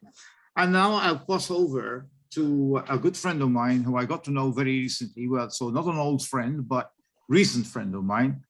She invited me to do a session in her university, Universidade de Porto. It was probably my first trip after COVID ever. And this is Ines Barbosa. And nice to see you again, Ines. Quite recently, we met quite recently. You are from Lisboa? Yes, I was born in Lisbon, but then I lived in Braga, and now I'm in Porto. So I'm... Yeah, okay, yeah. And you know, another person inspired by Freire and social movement thinking and mobilization in Porto. There's obviously, you could expect that. In Portugal, you're going to have a very strong Freire presence. Very strong Freire presence. So Ines, you're going to talk to us about mobilization, through learning through collective action, dialogues with pedagogy of Paulo Freire. I share the screen. Sure. I'm going to unmute. Sorry, I'm going to mute myself. Sorry. Okay. So hello, everyone. Hope you're well. It's late, I guess, but you are here and patient. First of all, I want to, of course, to thank very much Peter for the invitation. And it's a great joy to be here among all these women. It's a good thing. And also to share a virtual space, okay? It's not a physical space, with people that have inspired me all these years, like Ira Shore or Carlos Alberto Torres, Peter Mayo, Donaldo Macedo, or Peter, or Ramon Flecha também. So today I will talk about the learning that takes place in a collective process and about the relation that exists with Paulo Freire's pedagogy. But first, a small contextualization, why and how I approach this topic. Oh, why can't I? Okay. So I was raised by a single mother who was a teacher, union leader, and communist activist. My childhood and adolescence was spent in meetings, demonstrations, and rallies. At 15, I became president of my school students' association, and I also joined the Communist Youth Party, from which I broke up a few years later. When I started my degree, I discovered two men who strongly influenced my thoughts and my actions concerning education and politics, Paulo Freire and Ivan Illich. The first because he taught me that there is no such thing as neutrality in education, and that the emancipation of the oppressed can only be achieved by themselves through conscientization and dialogue. The second one, Ivan Illich, because he imagined a utopian society in which we are all educators and where all context and experience can be pedagogical through the establishment of networks of conviviality. At the age of 26, in the midst of a social and political crisis in Portugal, 2011, I obtained a PhD scholarship and decided to investigate the learning process resulting from participation in social mobilizations against austerity. It was a militant and collaborative research, insofar as I participated and promoted collective action. In this context, theater of the oppressed was of fundamental importance. Through theater and performance, we discuss myths and dominant discourse. We discuss the Troika measures, and the impact of precariousness in our lives, and we plan concrete actions in the streets and other spaces. Since then, the idea of public sociology, defended by Michael Boravoy or Rui Braga, has come to define the way I position myself as a researcher. I have continued to be involved in various associations and social movements, assuming this role, not always comfortable, not always conscious of acting and observing. Therefore, the communication results from several years of reflection and concerns, and it's based on 5 major questions. What do we learn in the context of struggles? How do we learn and with whom? What makes people gather in a collective? What dilemmas and contradictions mark this process? To what extent are these learning experiences related to Freire's pedagogy? This field of studies, learning in social movement, is still little explored. We can risk to say that in general, social movement scholars rarely address the educational dimension, and on the other hand, adult education scholars scarcely focus on social movements. 3 of the scholars who have been working more deeply on these issues bring these fundamental questions. For Griff Foley, much of the discussion about what is learned in social actions or movement is abstract and exhortatory. The author stresses the importance of recognizing the complex, ambiguous, and contradictory nature of these movements and struggles, and as such, of the learning taking place within them, which is shaped by interpersonal, and social factors. Gloria Gon affirms that the nature of this learning and participation, whether emancipatory or integrating, will depend on the quality of relations and interactions that have been developed and on the political project of the group in action. She describes multiple types of more or less evident learning that unfolds at various levels: practical, instrumental, political, reflective, ethical, and others. On the other hand, Edmund O'Sullivan identified 3 fundamental educational moments. One relating to critique of systems, realities, politics, etc. Another of resistance in the form of opposition or reorganization. And the third one of creation of new strategies, interactions, alternatives. So we are talking about a kind of learning that takes place through political participation in different venues: associations, cooperatives, social movements, theater companies, occupied places, and different forms: protesting, organizing, arguing, deciding. A learning that blows the boundaries between what is and what is not educational, between manual and intellectual work, between formal and informal, between educator and learner. A learning that is often tense, contradictory, complex, and that depends a lot on the people involved, the power relations, the causes in question, or the social and political context. This implies 3 basic assumptions: a broad concept of education, setting out the different processes and spaces where it takes place; a focus on the participation, experience, and collective dimension of learning, and the perspective of critical and emancipatory education, resulting from the firm belief in its political and transforming role. In an effort to systematize the educational process that takes place in an activist context, I established 4 categories of learning. Operational, learning directly related to the implementation of practice, like writing a press release or minutes, using social networks, filling in forms, designing projects, managing accounts on funding. Strategic, related to the decisions on how to do it, methodologies, target groups, spaces, partnerships, forms of organization.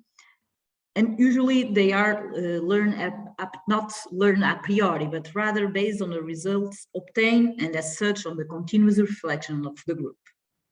Convivial, a word that comes from Ivan Illich, means the learning that results from interpersonal experience.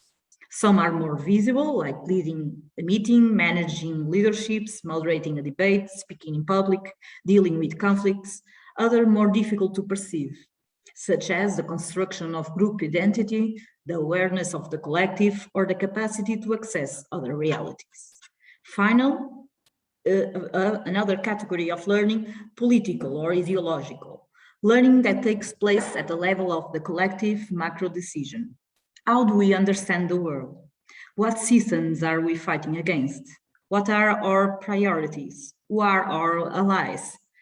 Some of the examples of this type of learning include knowledge of laws and regulations, claims of rights, construction of common values, and analysis and disconstruction of dominant discourse. This learning may be individual, like filling in a form, or collective, devising strategies. May take place at macro, taking a political position in the newspapers, for instance, meso, changing a rule in the institution, or micro levels, adopt more inclusive interactions. Usually, these types of learnings occurs in a transverse manner. Based on Paulo Freire's pedagogy, I also analyzed the interior of the collective action context, what dispositions and conditions favor or inhibit participation, what makes people together, what values and attitudes are present, and list some of their fundamental concepts: dialogue, conscientization, conflict, indignation, and hope. Within this concept, many other words are part of Freire's vocabulary: boldness, love, praxis, emancipation, autonomy, freedom, intersecting and complementing each other, forming a dense and complex body. So the first one, dialogue. Sharing experience with comrades, listening attentively to the speech of a leader, dealing with potential allies or opposing ideas of antagonist groups takes center stage within these spaces. More than exchange of words between individuals or social groups, dialogue appears as a way of breaking the culture of silence and also as a source of critical learning. As Augusto Boal, the dramaturg who created Theatre for Oppressed, says, when only one of the interlocutors has the right to speak, one gender, one class, one race, one country, the others are reduced to silence, to obedience. This is the Paulo Freirean concept of oppression, the dialogue that turns into a monologue. Conscientization. During the meetings, the debates, the rallies, reality is analyzed and problematized. The oppressed become aware of their oppression, freeing themselves from alienation. Conscientization implies a political commitment, a critical insertion in story. It implies that men take the role of creators of the world, recreators of the world. The pedagogy of questioning is a starting point for deconstructing myths, ideology, or dominant discourse, for reformulating ideas and appropriating concepts. To read the world is thus to write or rewrite the world, to transform. As Freire writes, conscientization is not a starting point of, but a product of. I do not become aware in order to fight. By fighting, I become aware. Conflict. The process of dialogue and conscientization within social mobilizations imply moments of horizontality and consensus, but especially relations of force and contradictions. Dilemmas about what constitutes paid or voluntary tasks, about a difficult balance between informality and institutionalization, about identity and diversity, or about autonomy and heteronomy, are a source of permanent tension, but also of discovery. For many authors, conflict is one of the most important aspects of collective learning. Education presupposes a transformation, and there is no kind of peaceful transformation, says Gadotti. Pedagogy of conflict does not seek to hide the conflict, but rather to face it, to uncover and use it as a source of learning. Because it's through conflict that the dialectic aspects of reality, the contradictions and the space of resistance become evident. Indignation is another driver of collective action that maintains the cohesion of a group in the face of a certain cause. Daniel Ben Said, one of the protagonists of May 68, wrote, "Indignation is a beginning, a way to stand up and start moving. First comes indignation, then rebellion, then we shall see. You feel passionately indignant even before you understand the reasons for this passion.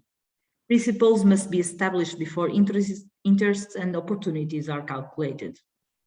The sense of injustice, the notion of inequalities, and the will to change the order of things do not only occur on a rational level. It implies and articulates body and emotion. Collective action involves camaraderie, rituals, moments of tension and anxiety, expectation and joy. Such as we have learned from Paulo Freire's legacy, social transformation is a combination of love and anger. Finally, hope. As opposed to resignation and fatalism, hope appears as a beacon for any social and political mobilization. It will be unthinkable for a collective to meet through the night, sacrificing their free time to define strategy of struggle, take risks in clashes with the police or the state if they did not think if it was worth it.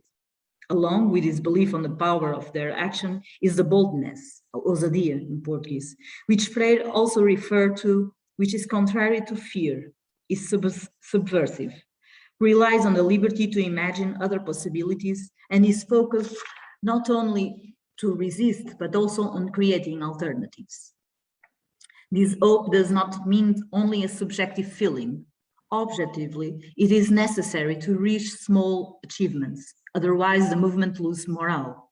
It is therefore an untested feasibility, we need it viable, that brings together the warm stream and the cold stream, and transforms utopian thought into concrete, continued, and achievable actions, articulating this denunciation and announcement. Finally, I will leave you 3 questions that are also in my mind. Maybe you can join to the debates. Is how can an analysis of educational process in social movements can contribute to strengthening their struggles? Can the field of formal adult education be contaminated by these learning conceptions? How can we encourage exchange and learning between academics and activists? And that's all. Thank you.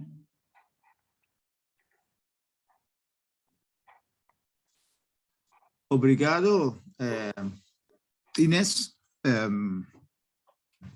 know you have a lot to say about mobilization within movements, and I know you are an activist. Even if you see her around, she looks like an activist, not like a professor, but more of an activist. Actually, how do you separate the two? The point is, you know, where does the activist end and where does the academic begin, or vice versa? We used to have a lot of discussions when I was a student in Toronto about this. So maybe some people will take exception to the fact that they're just academics and not activists. But anyway, we're talking about praxis here, which is supposed to combine both, about reflection, which also means recourse to theory and revise that theory as a result of reflection on action, etc. Those 4 points you mentioned, conscientização, lots has been written about. Then you've got hope and you've got indignation. They're connected with 2 very important books by Paulo Freire, as you know. One of them was written by Paulo Freire in his time and produced in his time, and that was Pedagogy da Esperança, which, as Walter Cohen tells us, you know, in Spanish, I don't know if this is in Portuguese the same, you have double meaning. They're connected, but there's a double meaning. To wait. Yes. Probably it's the same in Portuguese. Yes. Esperar and esperança. Yeah.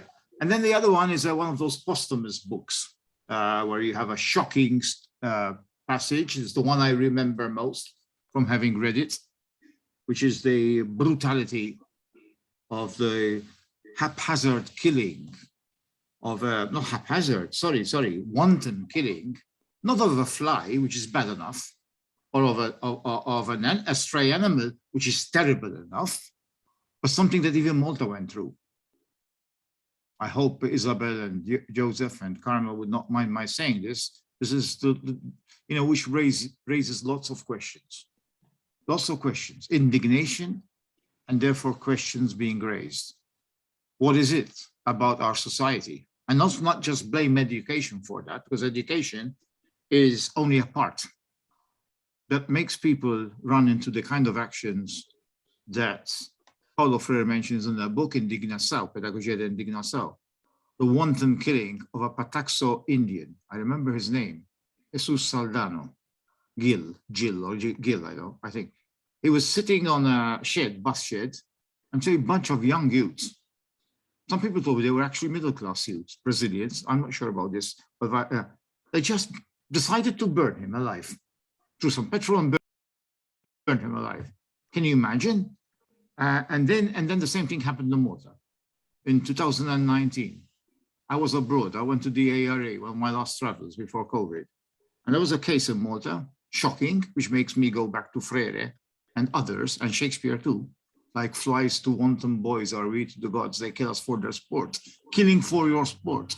Where two people were arraigned, I'm supposed to say alleged, because the court case is still to go through, that they went out on a safari, on a hunting spree. They were officers. They were part of the military service in Malta. Went on a break, shooting stray animals, which is terrible enough. I wouldn't touch a person like that with a barge pole. They didn't find any. Who did they find? Migrants from sub-Saharan Africa. And they went on a shooting spree, drove by shooting, and shot a person for their sport, like flies to wanton boys. You know, so this is nothing, okay, it's only tangentially connected to the social movement, but we've had mobilization as a result of this. We even have a work of art in the church.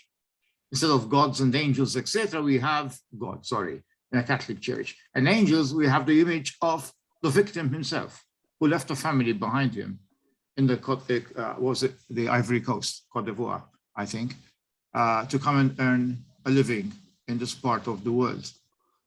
So how does that not bring about indignation? And I can see that chapter in Pedagogy of Indignation, but if you think it's only Brazil that this happens, you know, and Brazil, as you have, as Alessio showed us, the extremity of wealth and poverty is tremendous over there.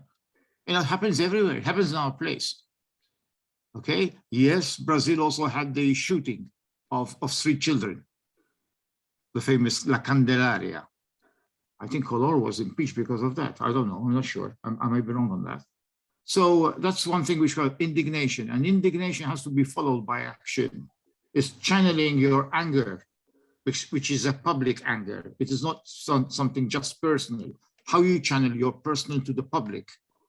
Realize that there's politics behind this.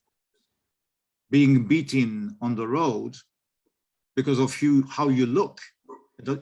Can be black or can be like me, you know, like getting gold. Or not looking. I was beaten on a bus once publicly for nothing. You know, how do you read that politically? How do you read that politically rather than just a personal woe? And then show your indignation. And then how do we collectively come together, because we share the same indignation, to mobilize against something? And we've seen some mobilization in Malta about this before the during the Black Lives Matter.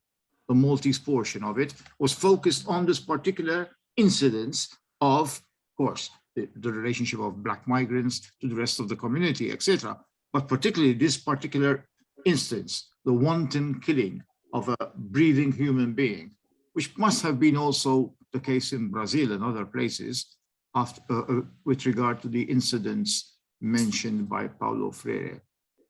Words are very important in the lexicon, and we should be looked at. One word I have a problem with in a posthumous book attributed to Freire based on writings is pedagogy of tolerance, pedagogia da tolerancia. How can Freire accept a word like that, I often ask.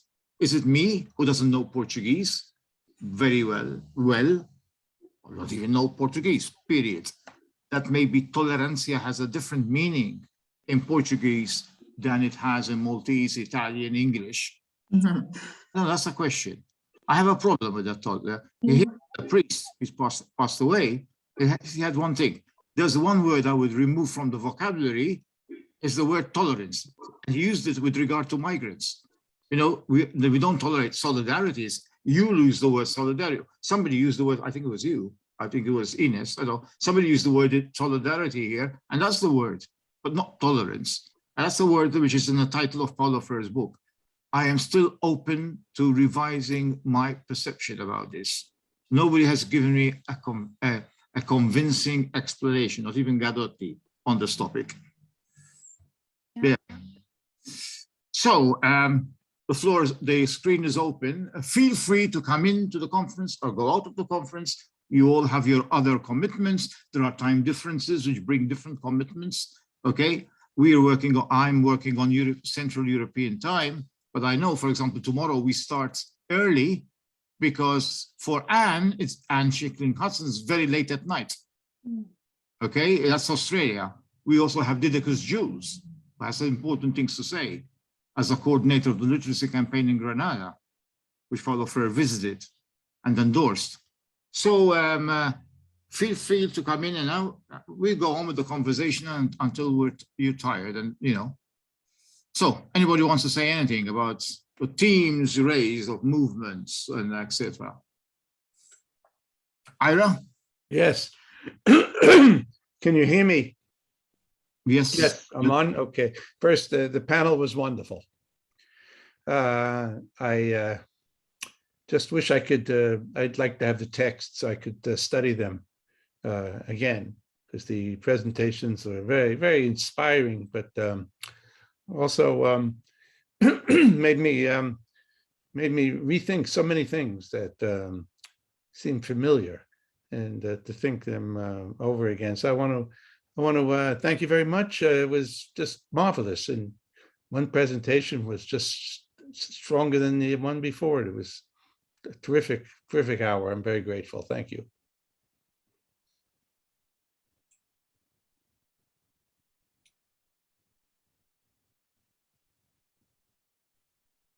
I did have one question. Is that permitted? Can you hear me? Yes. Am I on? Yes. Okay. Yeah. It's question time. It's open to everybody. You know. Okay. Right. The one question I had is that I also studied rhetoric as a field, and that the kind of rhetoric that applies to critical pedagogy called social epistemic rhetoric. That's a phrase we use in the United States to describe the language and of critical pedagogy. And with rhetoric, what it tells us, rhetoric, is that wherever we address an audience, that we have to exercise audience awareness.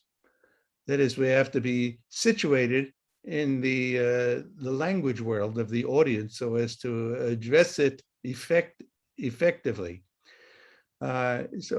This, because I've taught in formal education my whole career, but I took part in many movements outside education and so on.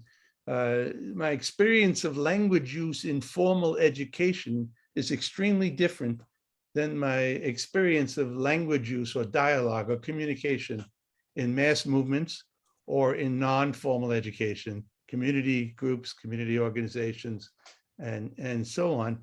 So it's a dimension of cadre development, or the preparation of critical teachers and critical activists and organizers. How do we become able to change what we have to do? We have to change our syntax, our word choice, our register, all the frames of reference that is very familiar to rhetoric and linguistics. And I felt that this was one of the hardest jobs I had, was growing up in the working class and speaking non-standard English when I began, then learning standard academic English so I could function in the academy, and then becoming a teacher in the working class, where I had to find another way of addressing. So I've just put that on the table as an ongoing problem for our own, for our preparation, our effectiveness as communicators.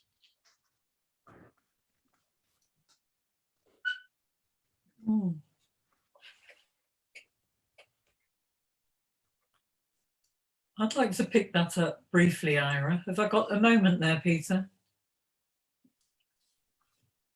Yes, of course. And what you're saying, Ira, just reminds me of being a community development worker on the margins with in England, the second most deprived. I was working in the second most deprived community. Interesting. And I came with a voice that people would describe as English posh to a community where people spoke in colloquialisms. And there was a youth worker who used to work as part of our team, who insisted on parking his sports car outside the community and coming in jeans with his knees hanging out of them. This sort of pretense at being of the same. And he made a comment to a colleague of mine saying, look at her, you know, look at that confidence, look at her. How can she ever work with people who are on the margins? And Paul turned around to him and he said, have you ever seen how people relate to Margaret? Because she speaks from the heart. I don't speak the same way. I don't look the same way. I don't pretend, because we all know that we're different, that I was in a paid job and they had no income at all. But it takes us back to Freire's pedagogy of the heart. You know, where does the difference between the spoken or written language come from the heart? So it transcends that difference rather than becoming a problem of syntax. Just a thought.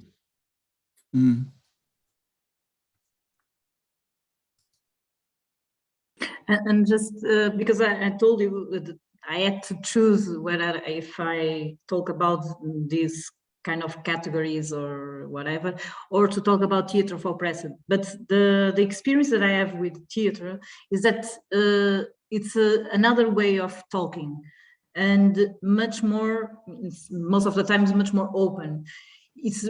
I did a lot of workshops during the time of the crisis. Well, the crisis that we had before, now we have another, but we talk about precarity and troika and the cuts in the budgets and everything, but with the body. And it's completely different the way you hear the others, the way you interpret, the way you imagine other solutions. It's really interesting, the power of the theater and the body. And it's a pity that we still don't have that in most of the schools or the faculties, because we are too much focused on the verbal language. I thought originally that Ines, you were going to present about theater. I could see Isabel teaming up with you, because she also comes from the same field. I'm sure there are others here, of course. Okay, and it's not just Boal. Boal, great. Okay, he's the closest to Freire, but there are so many others. I mean, even in the part of the world that Ines, Isabel, myself, our Italian colleagues come from, the Mediterranean, has its own tradition in this respect, including a certain Federico Garcia Lorca, you know, who's made a great contribution in that regard. Yeah, that's interesting. I thought you were gonna, when I was choosing themes, I thought Ines will be doing theater, because I know she's been involved in that. So that affected how I try to put presentations together. Oh, come on, this is a heuristic approach that I took. I mean, some papers could fit into other themes, but anyway, other titles, whatever that is, you know, it's just to give a modicum of organization to the whole concept. Another thing I want to mention before we break off, actually, and I tend to forget things by the time the right moment arrives, is that I tried, although I gave you a 15-minute space, I was not that strict. So we went a bit over. We started earlier and we went a bit over. I felt when you're amongst friends, amongst people, how should I put it? People who are extreme. I don't want to use the word mature, but you know what I mean. We can actually sense, so we go a bit over. I don't want to be like a strict headmaster, you know. So maybe some other chairperson might not be like that, but I don't like that. You know, this is something built on trust. Trust is extremely important, as I learned from adult education. Anyway, somebody. Can I say something in relation to Ira's comment about? Yes. Just to add that I think I join Margaret and Ines in the sense of the question of how do we position ourselves in the dialogue, and I agree. It's in the question of what kind of language we speak where. And it's in French, it's very, very strong. What kind of French do we choose to speak in university and academia, speaking in neighborhoods, or and it's the same question of what kind. And I think for me, it's really the question of arrogance and can I, and this is something that I learned a lot from Freire and from Bell Hooks and from her writing and from her accessibility. And can I really liberate myself from my own arrogance and for me, it's constant work. I think it's really the question of not thinking that I know better than those with whom I speak, and feeling the arrogance when I'm in the position of arrogance towards me.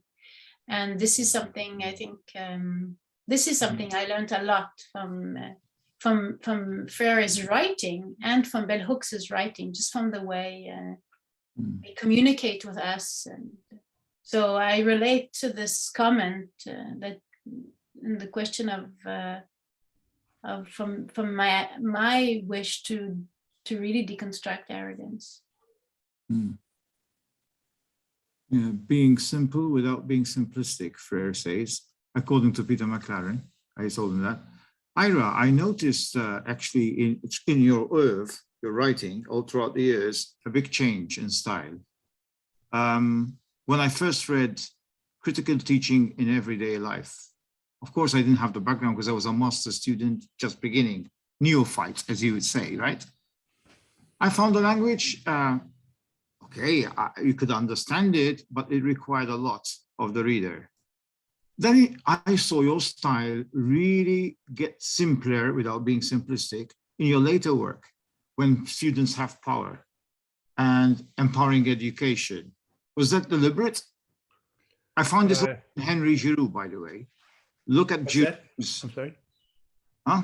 What did you say about Henry, please?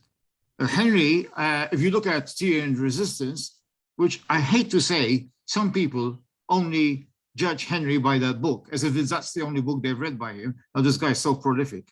It's very difficult to catch up with. You know, Henry, good friend, good for him. You know, we need him. Henry, even when you look at Tyranny and Resistance, you can see Henry, he's struggling to get tenure at Boston, and he was denied tenure partly because of that book, etc. Playing to the rules of academia. And then you see Henry's books over the years.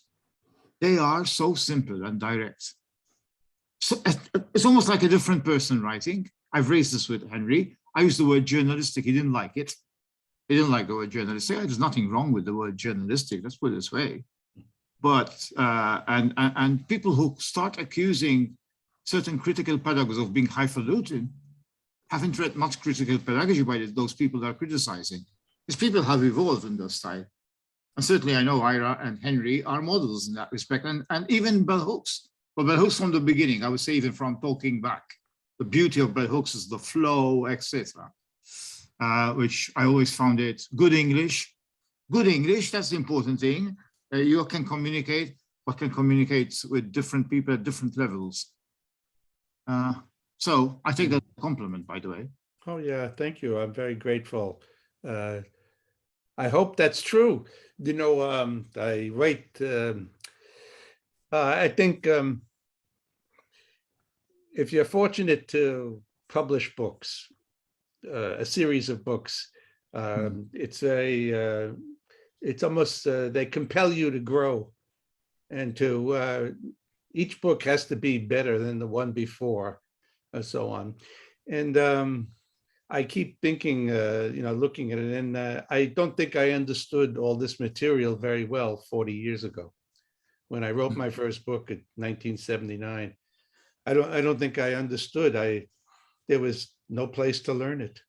Where could I go? So many of us who began in the 70s, 80s, and it's probably very true now, we have to teach ourselves how to do this in process, while we're doing it, which is there's no way around it, but it takes time and so on. So I think I understood what I was trying to do more as I got older. And then I also spent time with Freire, and I kept hearing him say, "Be simple," and not not simplistic, but be simple. So he said it to you as well. Yes. He started talking about how many academics get lost in their own words. And what we say is, he called it the ballet of the concepts. That's what he called it. Abstractions are dancing in air with each other and never put their feet on the ground. He also thought that North Americans, especially North Americans were arrogant, especially arrogant, because we were the superpower of the world. And it's the more you do learn about this, that I think it should be humbling. And he kept saying to me, "Be militantly humble." And I kept reversing, saying, "Be humbly militant," and so on too. But so anyhow, I also think that I think we're deranged. I think intellectuals are deranged. We're deranged by our own training, by our own formal training. Our academic training deranges us. And Freire wrote in 3 different volumes the same complaint, that if he had to choose between intellectuals from the middle class as his conveners of culture circles and peasants who he trained in the field, that he'd rather have peasants, because they were more comfortable with dialogue. And they understood dialogue more easily than did academics. We spend our whole life listening to experts lecture at us. Then we're rewarded if we copy them and start lecturing everybody else. Or destroying them. Right. And being very disputatious. And our subject matter becomes sort of like a small business. I remember when I was very young, one of my colleagues said, "Well, you're in the business of pedagogy. I'm in the business of ideology." And so, we begin to market ourselves and so on. Anyhow, I think there are terrible influences that produce us. And so we have to now reinvent and so on and so on. I think it's very, very, very difficult, but fortunately I've lived a long time and had to listen to a lot of folks. I think, and Freire kept saying, keep travel everywhere and listen to people, listen to everybody. And he said, it's very difficult to speak to anyone before you have listened to them speak. You must listen to them first before you qualify as a dialogue partner to whatever and so on. So I feel that all these influences were accidental because the official schooling provided me none of them, which is tells me how big our problem is. That the society producing us is engineering us into people who are not capable of transforming the status quo. Yeah. So thank you for listening to me. I'm grateful. Thank you very much. And thank you, everybody. I really have to leave. Yeah. As, We ran out of time, but well, it's up to you. Those who would like to stay. Thank you very much, and see you tomorrow. Thank you. Sure. Tomorrow we start earlier, 2 o'clock, I believe, 14:00 Central European time. So that's not so. And the reason is simple, because Anne Hickling-Hudson is presenting from Brisbane, Australia. So for her, it's probably 11 o'clock in the evening.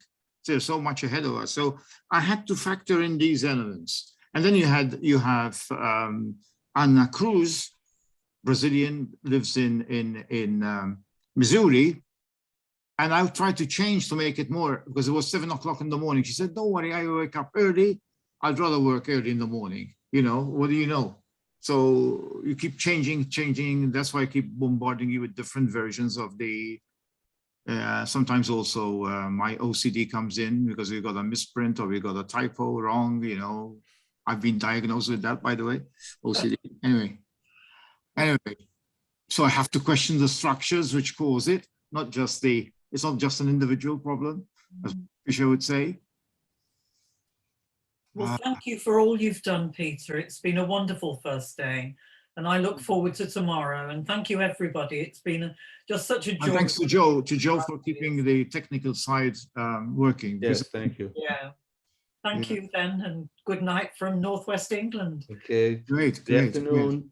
Yes, Good thank you afternoon. very much. Thank you. So we'll meet tomorrow, Yes, 14:00. thank you. Those who would love to come, I mean, it's open. We don't want registration and whatever, you know. Yeah. Okay. Bye. Bye. Thank you. Bye-bye. Cheers. Cheers. Bye-bye. Cheers.